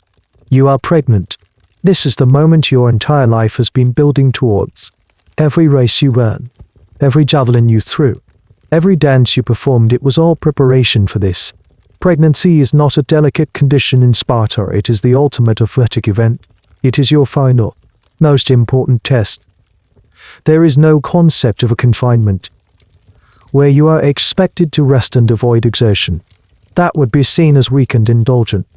You are expected to continue your physical exercise throughout your pregnancy. You still walk.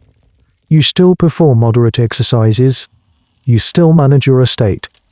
The Spartan belief was that an active mother-to-be would have an easier labor and, more importantly, a stronger baby.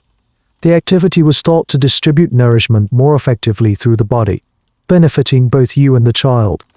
Passivity was seen as a risk, something that could lead to a difficult birth and a feeble infant. So you continue your life, your body changing day by day. Your community watches you with a new kind of intensity. Your pregnancy is not a private journey, it is a public project. Your growing belly is a symbol of hope and continuity for the state. You are now visibly fulfilling your highest purpose. The approval you once received for winning a race is nothing compared to the quiet, profound respect you are given now. You are carrying a future citizen, a potential warrior or a mother of warriors. The psychological pressure is immense. Every moment is shadowed by the knowledge of what is to come. First, you must survive the ordeal of childbirth. A dangerous prospect in any part of the ancient world. But for you, the stakes are even higher. Your trial does not end with a successful delivery. The child you bring into the world will face the same cold, pragmatic judgment that you did on the day you were born. The elders will come to inspect your baby. All your effort, all your training, all your pain will be for nothing if the child is deemed unfit. This raises a fascinating and rather dark question about female status in Sparta. A woman's life was, in many ways, analogous to a man's. A man's ultimate test was battle. If he died in combat, his name would be inscribed on a tombstone, a rare honor in Sparta, reserved only for the fallen. A woman's ultimate test was childbirth. And here's the grim parallel: the only other way a Spartan could get their name on a tombstone was to be a woman who died during labor. This is one of the most powerful and telling facts about their society. It explicitly states that dying in the act of giving birth was considered as heroic and dishonorable as dying in battle. Both were seen as the ultimate sacrifice for the state. This unique honor given to women who died in childbirth is a small but incredibly significant detail. It tells us that while the Spartan system was brutal, it held the female contribution to the state in uniquely high esteem. In Athens, a woman's death in childbirth was a private, domestic tragedy. In Sparta, it was a public act of heroism. You were not just a vessel, you were a soldier on a different kind of battlefield. The historical debate here centers on the interpretation of this honor.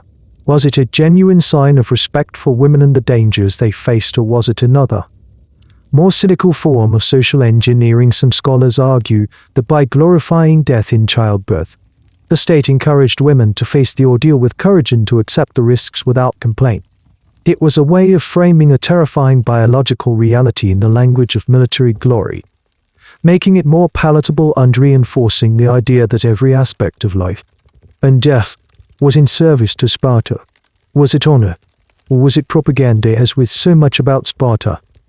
The answer is likely a complex mixture of both. As your time grows near, you prepare yourself. You are not filled with the same fears as an Athenian woman might be. You have not been told that you are weak or delicate. You have been told your whole life that you are strong, that your body is capable. You have been trained to endure pain, to face hardship with a stoic resolve. You approach childbirth not with terror, but with a sense of grim determination. This is your battle. This is your chance to bring glory to your family and to Sparta. You are ready. The time comes. Labor is an intense, physical struggle, just as you knew it would be. There are no men present.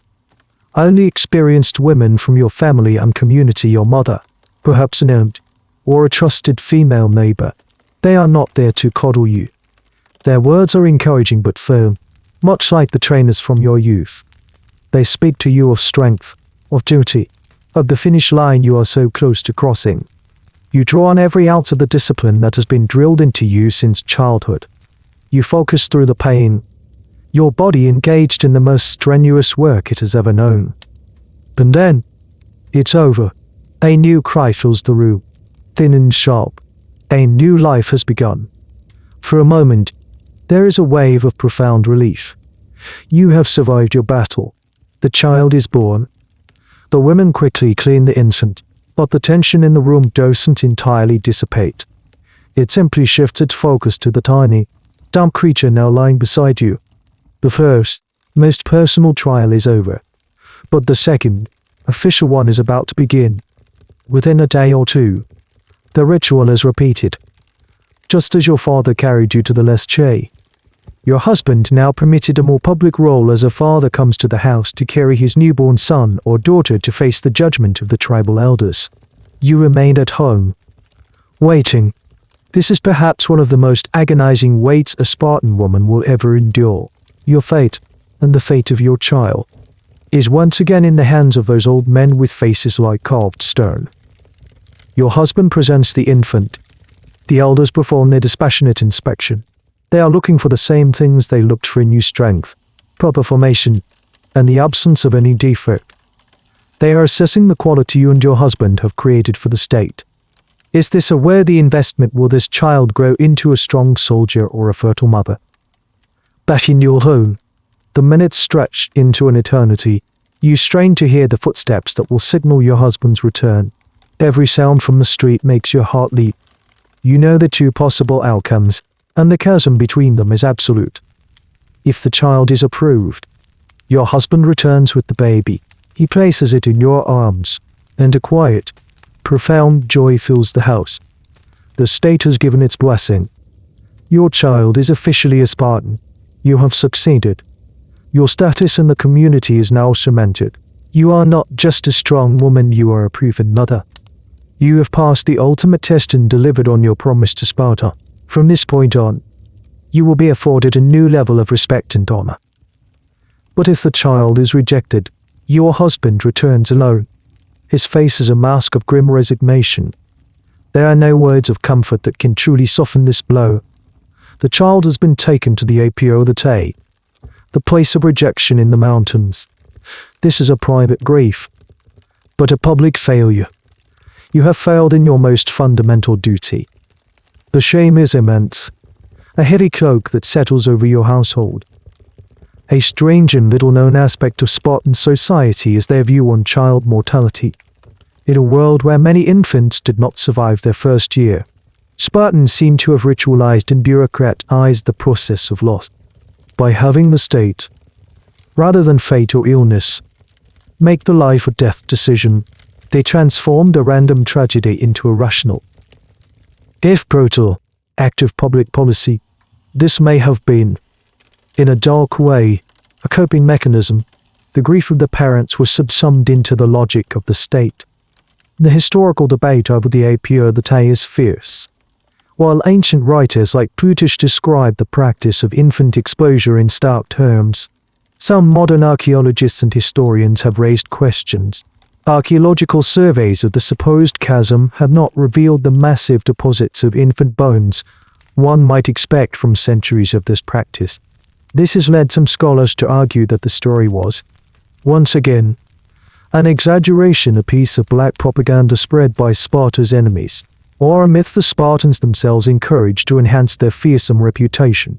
Perhaps, they suggest, rejection by the elders didn't automatically mean exposure. Maybe it meant the child would be raised as a lower status citizen, not a full Spartan.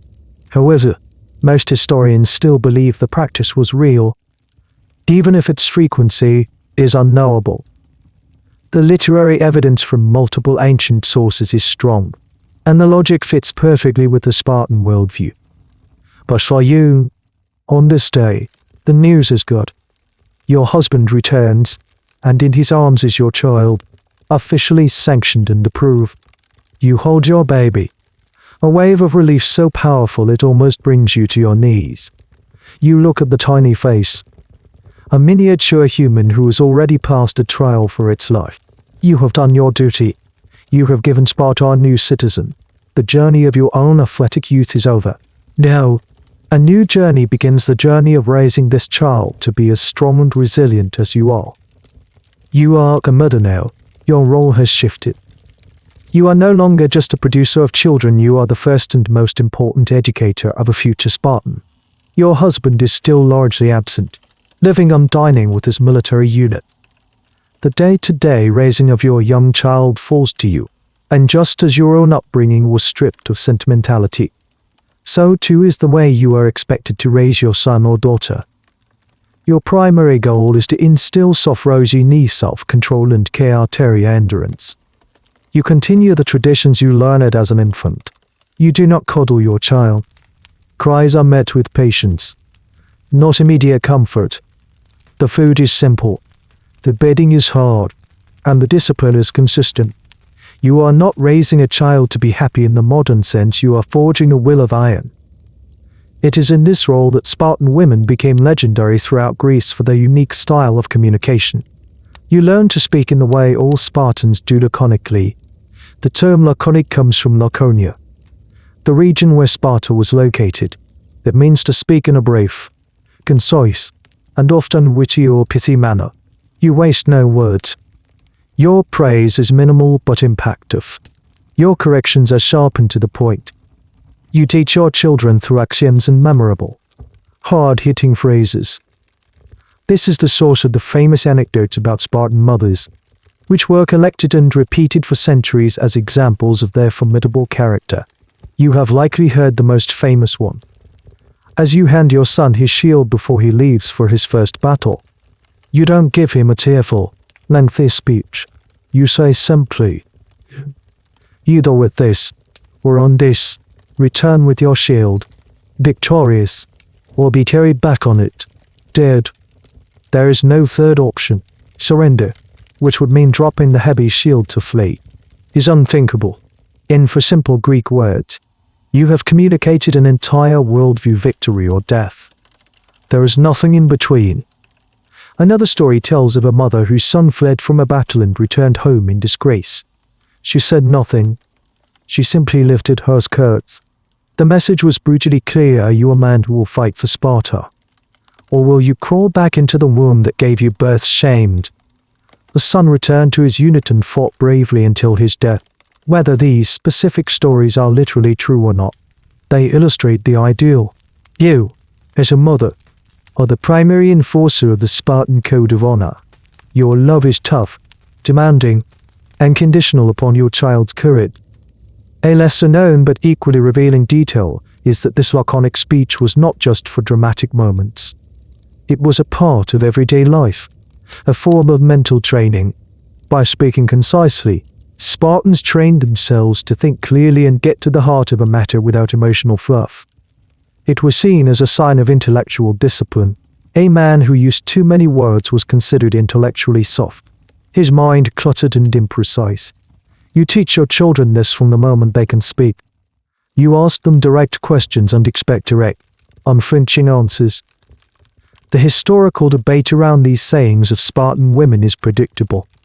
Are they the genuine words of historical figures?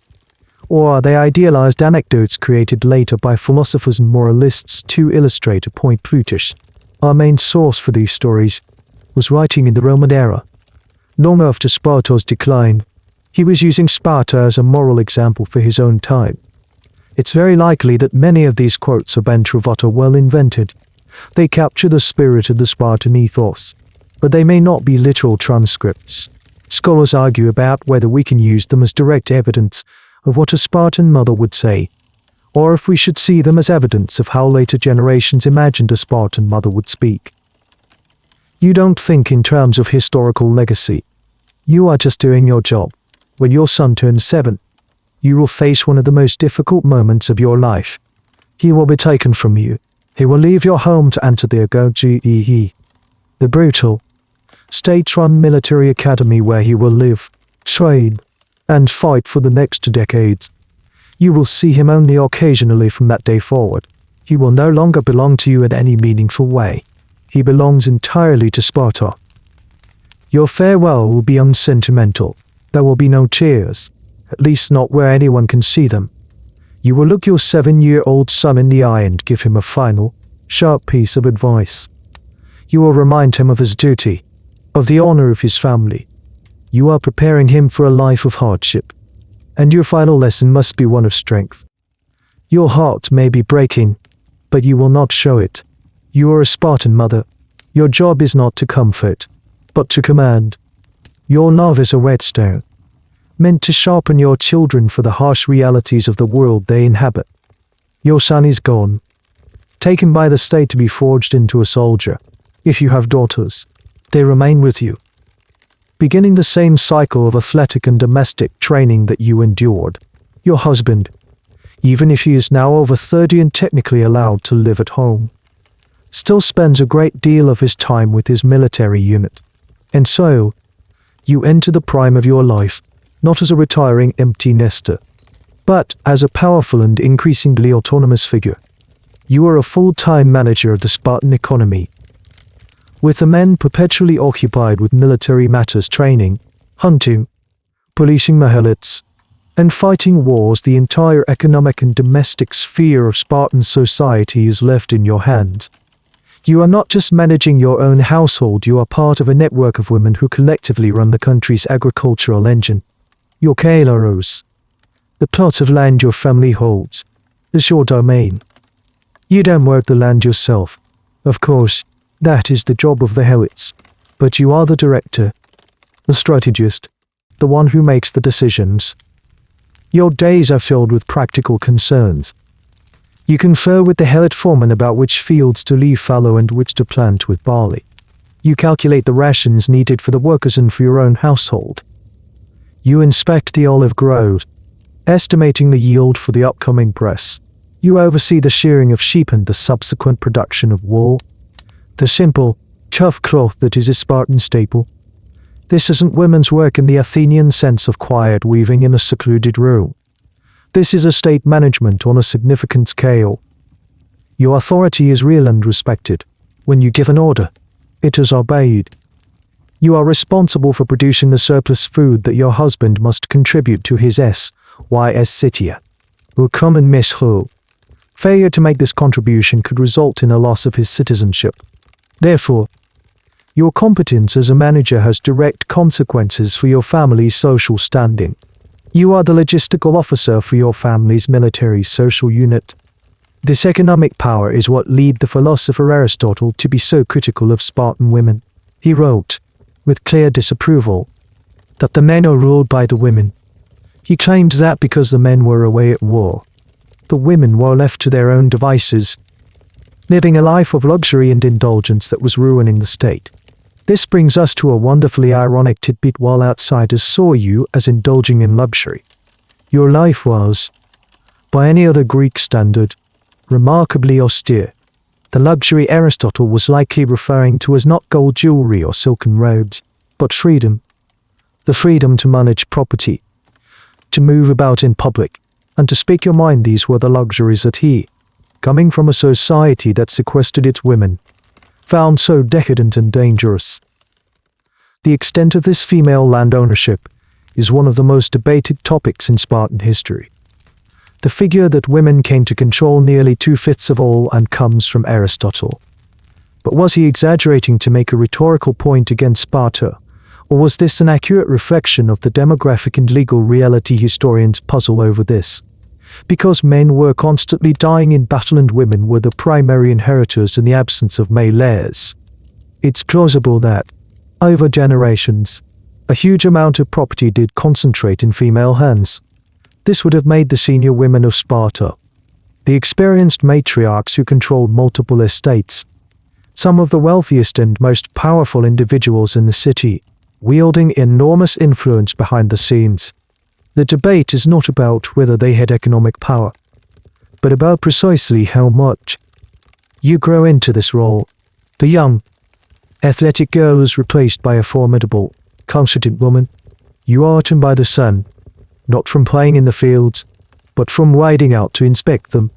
Your hands are not soft, but they are skilled at signing off on accounts. You have conversations with other women that are not about gossip, but about crop prices, livestock health, and the management of a restless workforce. You are the permanent, stable center of a society whose men are transient and disposable. This is the great paradox of your life.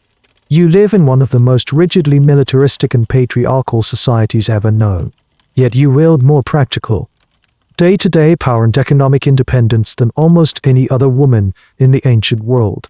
You have been trained your whole life to serve the state, and you do so not by fighting, but by running the very foundations that the state is built upon.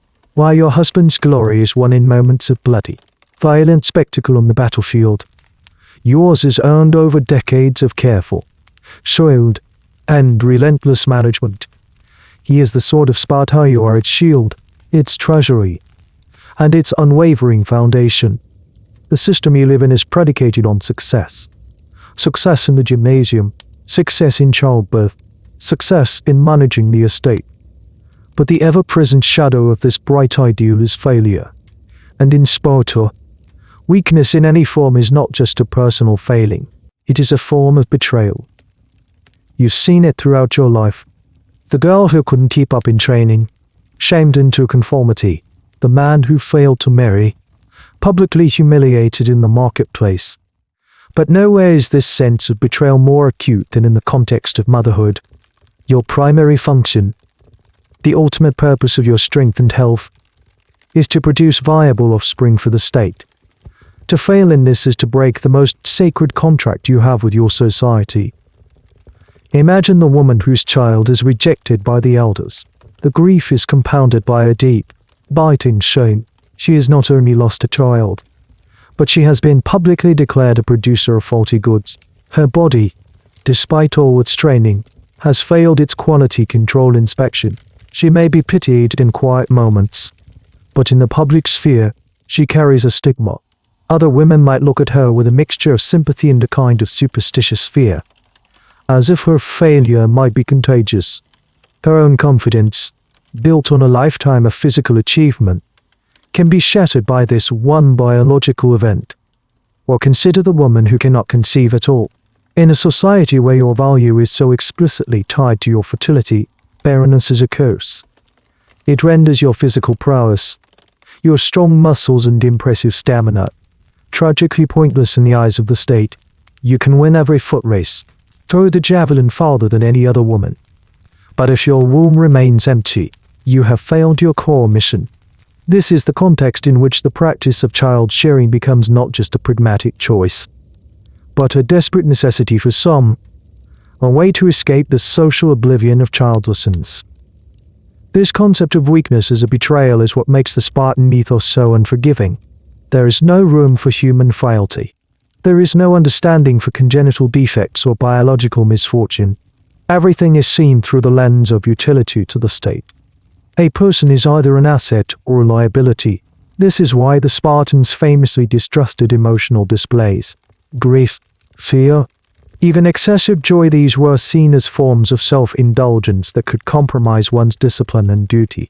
You learn to internalize your pain, to present a stoic and untroubled face to the world, no matter what turmoil lies beneath.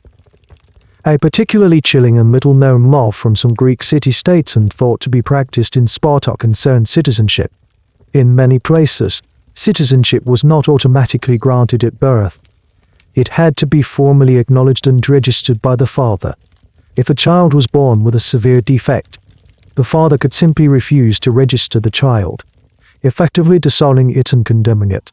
While in Sparta this process was formalized with the elders' inspection, the underlying principle was common. The family and the state had the right to reject a defective member. Weakness wasn't just unattractive, it was a legal reason to annul your very existence. The historical debate here touches on the very soul of Spartan society. Were they, as their admirers like Xenophon claimed, a perfectly rational society that had successfully engineered human nature for the good of the collective, or were they, as their detractors like Aristotle argued, a stunted and inhumane society whose obsession with military strength had crushed every other aspect of human life? This question is at the heart of how we understand them. Was their system a triumph of civic virtue or a totalitarian nightmare? Historians fall on all sides of this debate, often seeing in Sparta a reflection of their own contemporary fears and ideals about the relationship between the individual and the state.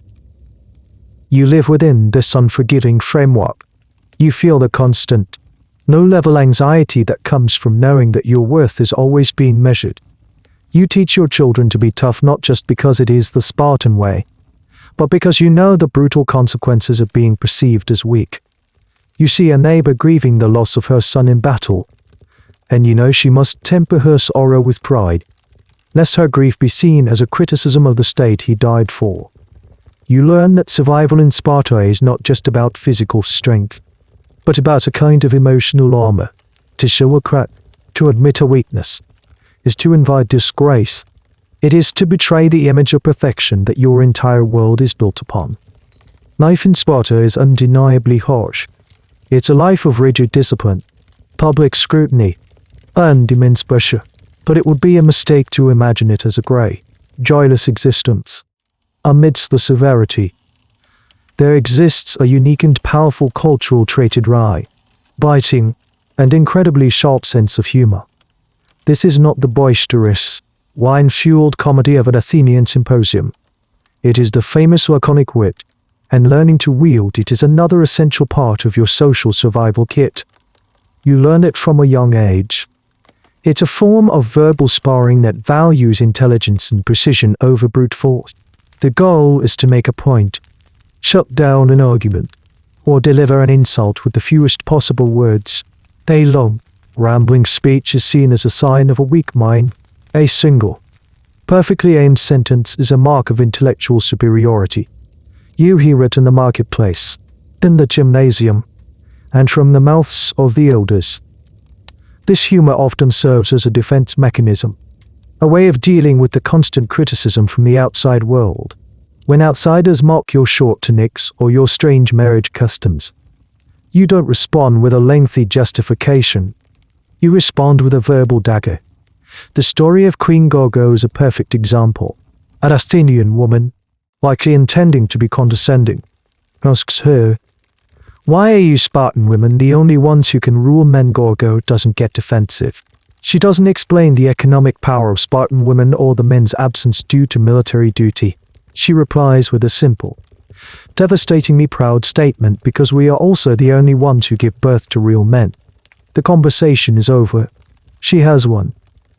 You see this wit as a display of strength, equal to physical prowess. It shows you are unflappable, confident, and intellectually nimble. It's a way of asserting your cultural superiority without raising your voice.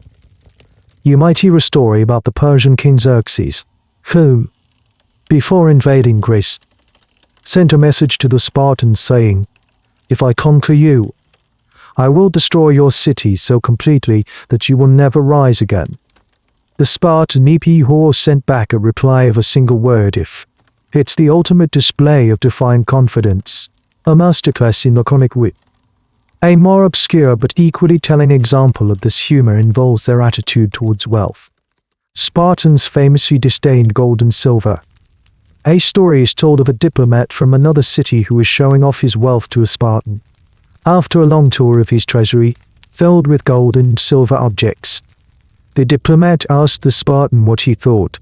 The Spartan was silent for a moment and then asked, "Will all this be enough to pay for your funeral?" in one sharp question. He dismisses the man's entire life's work as nothing more than a vanity project, a prelude to death. This is the essence of Spartan humor: cutting, philosophical, and designed to put the other person in their place. This laconic style of speech creates a fascinating puzzle for historians and linguists. Was this a deliberately cultivated, taught skill? Or did it evolve naturally from their culture of discipline and minimalism? The consistency of the style, as reported by numerous ancient authors, suggests it was a conscious part of their identity. It was a verbal uniform, as recognizable as a soldier's red cloak. However, it's also true that almost all the examples we have are from famous, high-stakes situations: kings responding to foreign threats or queens deflecting insults. Scholars debate whether the average Spartan on the street was truly this witty, or if we only have a greatest hits collection of quotes attributed to their most famous citizens. It's the difference between assuming everyone in Britain talks like Shakespeare just because he was British. You cultivate this skill as you mature. It becomes part of your persona as a formidable Spartan matron. When a helot gives a poor excuse for why a task isn't finished, you don't berate him. You might fix him with a stare and say, "Fewer words, more work." When one of your children complains about the simple food, you might reply, "The hungry man finds all food sweet." You are teaching them not just to eat, but to think, to endure without complaint. This humor is a tool of power. It allows you to maintain discipline, to win arguments, and to assert your identity. It's the intellectual equivalent of your muscular physique: lean, efficient, and surprisingly strong. It is the final piece of the puzzle that makes you a Spartan woman. You have the body of an athlete, the mind of a manager, the authority of a landowner, and the tongue of a viper. In a world that constantly misunderstands and criticizes you, your wit is your sharpest weapon. The years pass. The child you sent away to the agōgē at age 7 is now a young man. He has survived the brutal training, the ritual floggings at the altar of Artemis or Thea, the constant hunger, and the relentless competition. He is now a full member of the Spartan army, a cog in the fearsome phalanx. And you, his mother, watch his journey from a distance. Your heart a strange mix of pride and a deep, buried ache. This is perhaps the most profound emotional conflict of your life. Everything you have done, from your own physical training to the way you raised him, was for this moment. Your son is the living embodiment of your success as a Spartan woman. His strength is your strength. His discipline is your discipline. When you see him marching with his unit, his red cloak brilliant against the dust, his body a hardened weapon, you feel a surge of fierce, patriotic pride that is almost overwhelming. You have done your duty. You have given Sparta a warrior. But beneath that pride is a quiet, human sorrow that you can never show. This strong, distant soldier is the same small boy you once held. You remember his first steps, the sound of his childish laughter. But the system has taken that boy and erased him, replacing him with a stranger who calls you mother, but whose life is entirely separate from yours. His loyalty is to his messmates and his commanders, not to you. You see him at festivals or on the rare occasions he is allowed to visit. But he is a visitor in his own home. There is a gulf between you that can never be crossed. You listen for news from the front. Sparta is perpetually at war, or preparing for it. The Peloponnesian War against Athens. Conflicts with Argos or Thebes. The list of enemies is long. Every time a messenger arrives in the city, a knot of dread tightens in your stomach. You, and all the other mothers, wait for the names to be read out. The news of a victory is met with sober satisfaction. The news of the fallen is met with a disciplined, public stoicism that masks a private universe of pain. The expectation for how you should react is absolute. Plutarch tells the story of a Spartan mother who was waiting outside the city for news of a battle. When a runner approached, she asked how it went. "All 5 of your sons are dead," he told her. "You wretched fool," she allegedly snapped back. "Well, I did not ask you about that. I asked whether Sparta was victorious." When he told her the battle was won, she said, "Then I am glad to go and receive the news of my son's death," and walked proudly into the city. Here lies one of the most curious and debated details of Spartan life. Was this stoicism real? The story of the mother of 5 sons is almost certainly an idealized exaggeration, a piece of moral propaganda. It's difficult for us, and indeed for many historians, to believe that any human being could so completely suppress their grief. Some scholars argue that this public performance of stoicism was just that, a performance. They suggest that behind the closed doors of their homes, these women grieved as intensely as any other mother. The public face was for the state, but the private heart was still human. Others contend that after a lifetime of indoctrination, this stoic ideal became a genuine part of their psychological makeup. They truly came to believe that the fate of the state was more important than their own personal losses.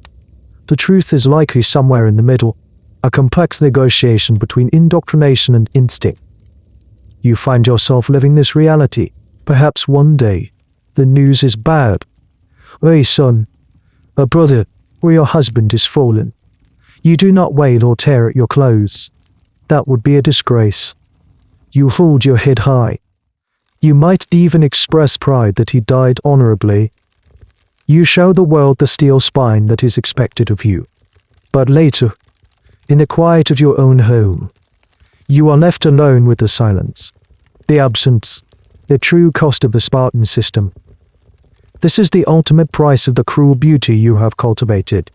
The strong body was to create a strong son, and that strong son was created for the sole purpose of being sacrificed for the state. Your entire life's work finds its meaning in the potential death of your child. You are the beginning of a chain of production that ends on a dusty battlefield far from home. And your final duty is to accept this outcome with pride. It is the hardest, most unnatural thing you will ever have to do. You are a mother of Sparta, and your greatest triumph is also your deepest sorrow. Loss is an ever-present shadow in your life, but in Sparta, the social consequences of that loss are, like everything else, unique. If your husband falls in battle, you become a widow. In many other Greek city-states, this would be a precarious and vulnerable position.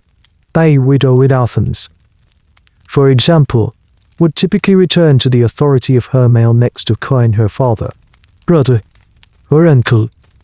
Her life would be once again under male control. But you are not an Athenian. You are a Spartan. When the news arrives that your husband has died with his shield not on it, the initial reaction from the community is one of honor. You are now the widow of a hero. Your family has paid the ultimate price for the security of the state, and that sacrifice is recognized and respected. You are not seen as a burden or a problem to be solved. You are seen as a figure of patriotic virtue. Your status, if anything, increases. You are the living embodiment of the Spartan ideal of sacrifice. You are not pressured to immediately remarry. You are an experienced estate manager, a landowner in your own right, and a proven mother. You are perfectly capable of running your own life and your own affairs. You have a degree of independence that would be unthinkable for a widow anywhere else in Greece. You continue to manage your kaileros, to raise your children, and to participate in the civic and religious life of the community. However, the state still has an interest in you, especially if you are still of childbearing age. A healthy, proven, and heroic widow is a valuable asset. The state needs more children, and you are a prime candidate to produce them. After a suitable period of mourning, it would be expected that you would remarry. But your choices would be from the highest echelons of Spartan society. You are not damaged goods, you are a prize. Suitors would seek you out not out of pity, but because a union with the widow of a hero brings its own prestige. This brings us to a fascinating and little-known aspect of Spartan inheritance law, the case of the epikaileros. This was the term for a daughter who was the sole heir of her father's estate because she had no brothers. In Athens, an epikaileros was legally required to marry her closest male relative to keep the property within the family line. She had no choice in the matter. In Sparta, the law was more flexible. A Spartan heiress but choice had more say in her marriage, and her father could even will his property to her and her chosen husband. This subtle legal difference had enormous consequences, contributing to that huge concentration of wealth and power in the hands of women that so scandalized Aristotle. As a widow, especially one who may have inherited property, you are in a powerful negotiating position. The historical debate around the status of widows and heiresses is a rich one. Did this system truly empower women? Or did it simply make them more valuable pawns in the dynastic games of elite families? Some feminist historians see Spartan women as uniquely liberated, citing their economic power and social freedom. Other, more skeptical scholars argue that this power was still entirely defined by their relationship to men, their fathers, husbands, and sons. They contend that a woman's value was always instrumental, measured by her ability to acquire land for a husband or produce a son for the army. Was it genuine agency, or just a different, more gilded cage? This question remains central to understanding the complex and contradictory position of women in Spartan society. You navigate this new phase of your life with the same pragmatism you've always known. Perhaps you do choose to remarry, forming an alliance with another powerful family to further secure your children's future. Or perhaps you remain a widow, a respected matriarch commanding a large estate. Your counsel sought by others, your sons, if you have them, are now the men of the family, but they are still soldiers, their lives belonging to the state. Your authority over the family's economic fortunes remains firmly in your hands. Your identity is now layered. You are the daughter of a Spartan, the wife of a hero, the mother of a soldier. Each title is a mark of honor, earned through strength, endurance, and sacrifice. You have outlived the man you were secretly wed to in the dark, the man who was a near stranger for the first years of your marriage. Your relationship may have been unconventional, but the bond was real, forged in shared duty to an uncompromising state. And now, you carry the honor of his heroic death as your own. It is a heavy burden, but, in Sparta, it is the most precious honor you can possess. The sun of the Eurotas Valley has etched fine lines around your eyes. Your hair, which grew back after your wedding nightshave and you have since kept at a practical length, is now streaked with silver. The explosive power in your muscles has matured into a steady, enduring strength. You are no longer the celebrated girl athlete, the coveted bride, or the anxious young mother. You are now an elder, a matriarch, a figure of formidable authority in your own right. Your role in society shifts once more. Your childbearing years are behind you. Your primary value to the state is no longer your womb, but your wisdom.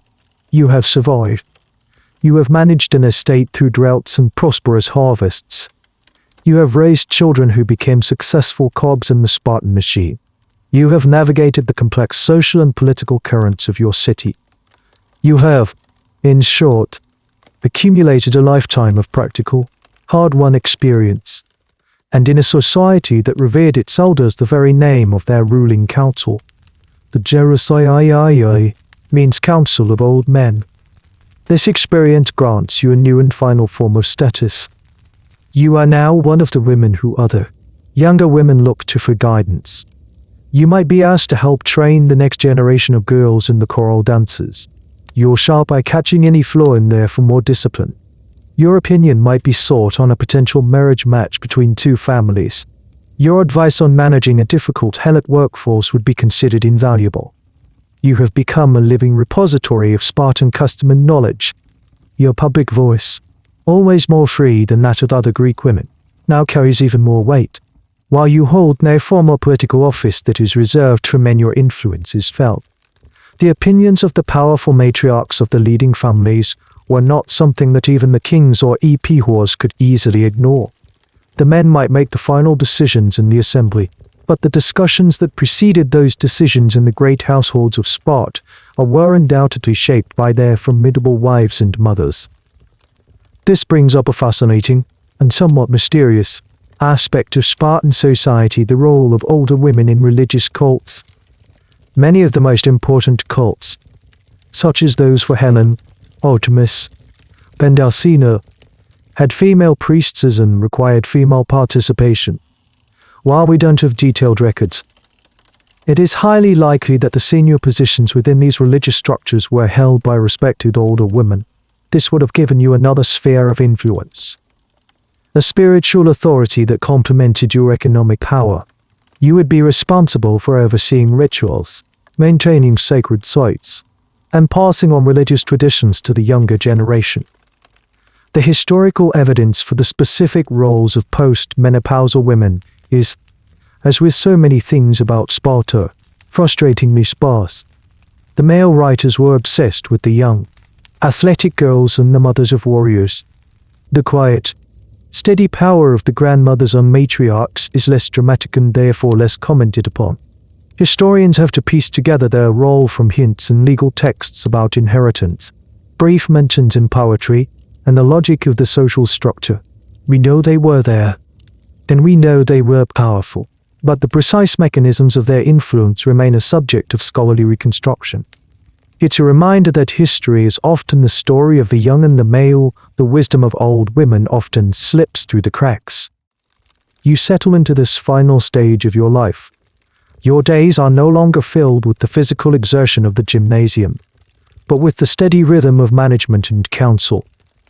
You watch your grandchildren begin their own journeys, the boys taken off to the agōgē, the girls beginning their training, wearing the same short peplos you once wore.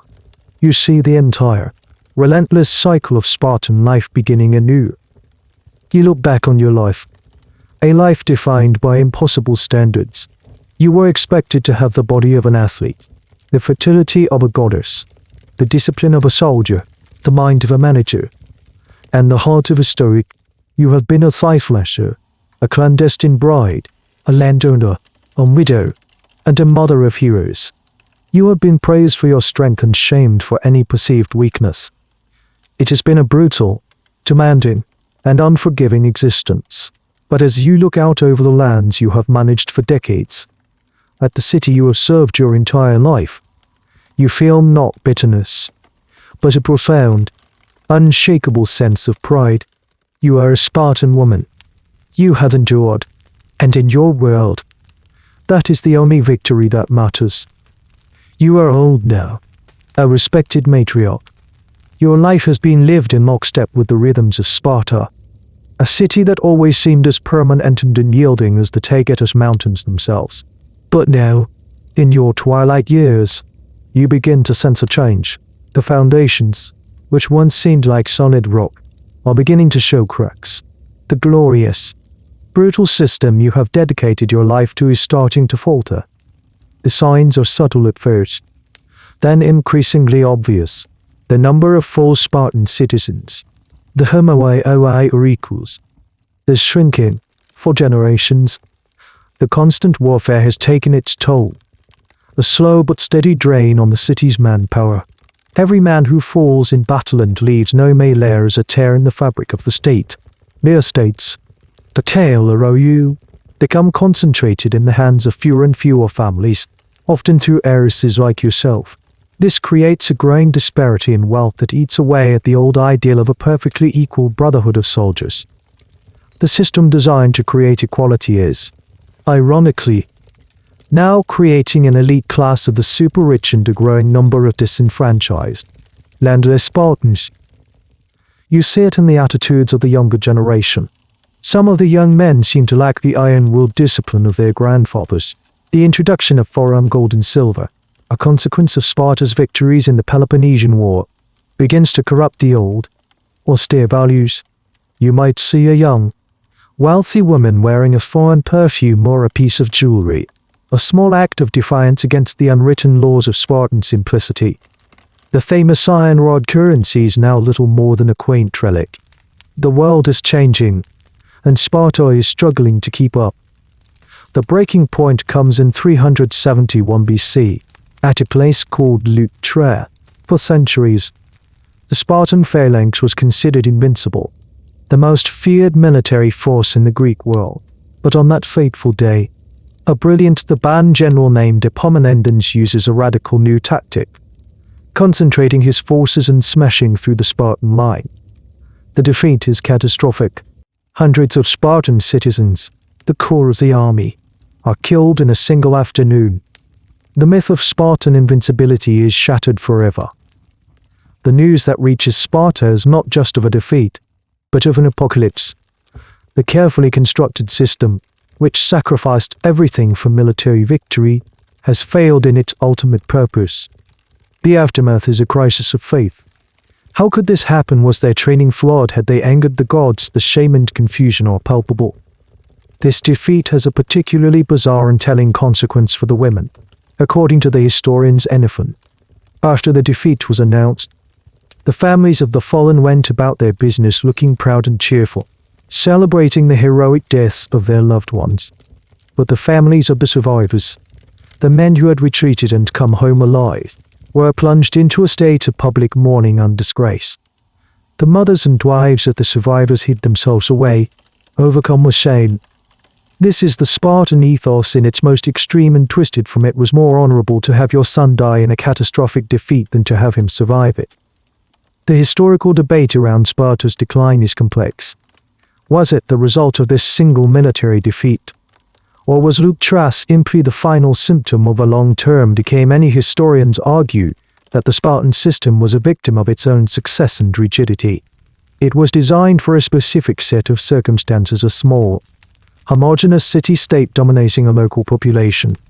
It could not adapt to the complexities of managing an empire or the economic changes sweeping through the Greek world. Their refusal to broaden the citizen base, their inflexible social structure, and their dwindling population created a perfect storm. The system was too brittle. When it finally bent, it broke completely.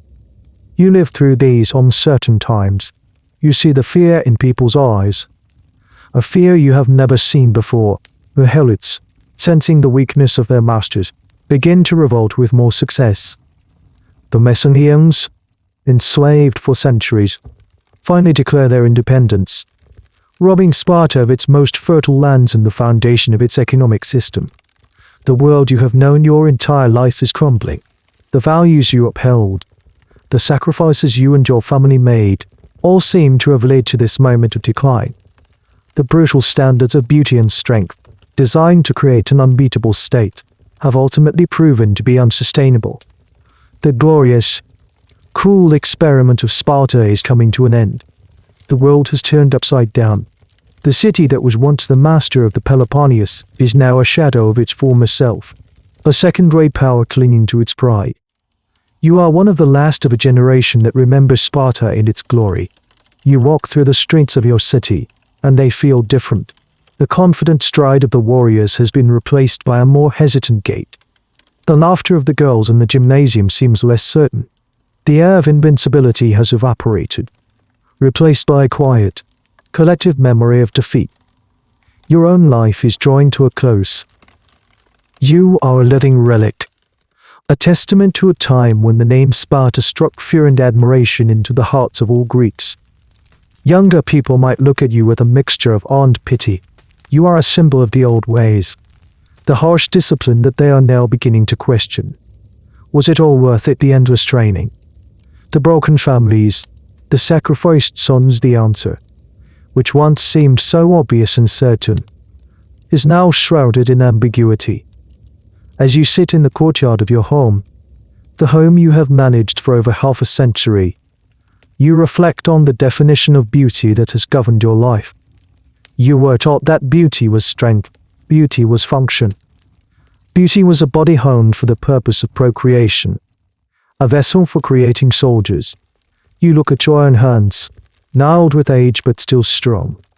You think of your muscular legs, which once carried you to victory in foot races and now carry you slowly through your gardens. By the standards of your youth, your beauty is gone. Your function is complete. But perhaps you have come to a different understanding. You have seen the strongest warriors fall. You have seen the most perfect system crumble. Maybe true strength, true beauty, was not in the fleeting perfection of a youthful body, but in something else. Maybe it was in the resilience that allowed you to endure loss. Maybe it was in the wisdom to manage a household through decades of turmoil. Maybe it was in the quiet, unyielding pride that persists even in the face of failure. A strange, final legacy of Spartan women comes from this period of decline. As Sparta weakened, it was invaded several times. On one occasion, when the men were debating whether to send the women away to safety, the women reportedly refused, arguing that they would not live in a city that had been captured without them. In another famous, though possibly legendary, episode, when the Thebaeans attacked Sparta itself, the women of the city were said to have been instrumental in its defense, hurling roof tiles at the invaders and supplying weapons to the men. This is the final, desperate flowering of the spirit that was forged in you from birth. The historical debate over Sparta's legacy continues to this day. Was Sparta a model of civic virtue, a blueprint for a selfless and orderly society, or was it a brutal, totalitarian state? A warning against the dangers of sacrificing humanity for the sake of power. Your life has been a testament to both sides of that argument. You have lived the glory and the cruelty. You have seen the triumph and the tragedy. The world will remember Sparta through the filter of myths, legends, and the biased accounts of its rivals. They will tell stories of the 300 at Thermopylae, of the laconic kings, and of the terrifying mothers who sent their sons to die. But they will not know the quiet moments. They will not know the feeling of the sun on your skin as a young girl running free in the hills. They will not know the secret pride of a perfectly executed choral dance. They will not know the agonizing wait for a child to be approved by the elders. They will not know the complex mixture of love and duty you felt for a husband who was a stranger. They will not know the true, human cost of living up to an impossible ideal. Your breath grows shallow. The world around you begins to fade. Your long, blurred, beautiful, and cruel life is ending. You close your eyes, and the memories wash over you, a jumble of dust, sweat, pride, and sorrow. You are a daughter of Sparta, a Thifwasher, a mother, a widow, a matriarch. Your story, and the real story of the women like you, will soon be buried under layers of history, becoming just another whisper in the long, slow story of the world. And so, your journey through ancient Sparta comes to a quiet end. The sharp edges of that world begin to soften. The harsh commands of the trainers fade into a distant echo. The dust of the arena settles, and the brilliant red of the soldiers' cloaks dissolves into the deep velvet of the night. You can feel the tension leaving your muscles, the weight of that heavy shield slipping from your grasp. The rigid discipline of that life gives way to the gentle, easy rhythm of your own breathing.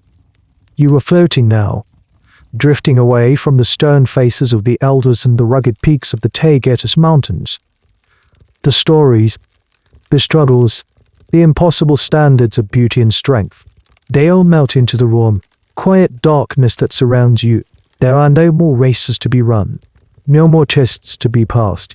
There is only peace. Let the silence be a soft blanket, and let the gentle hum of the world outside your window be a lullaby. You have seen enough. You have learned enough. Now is the time for rest.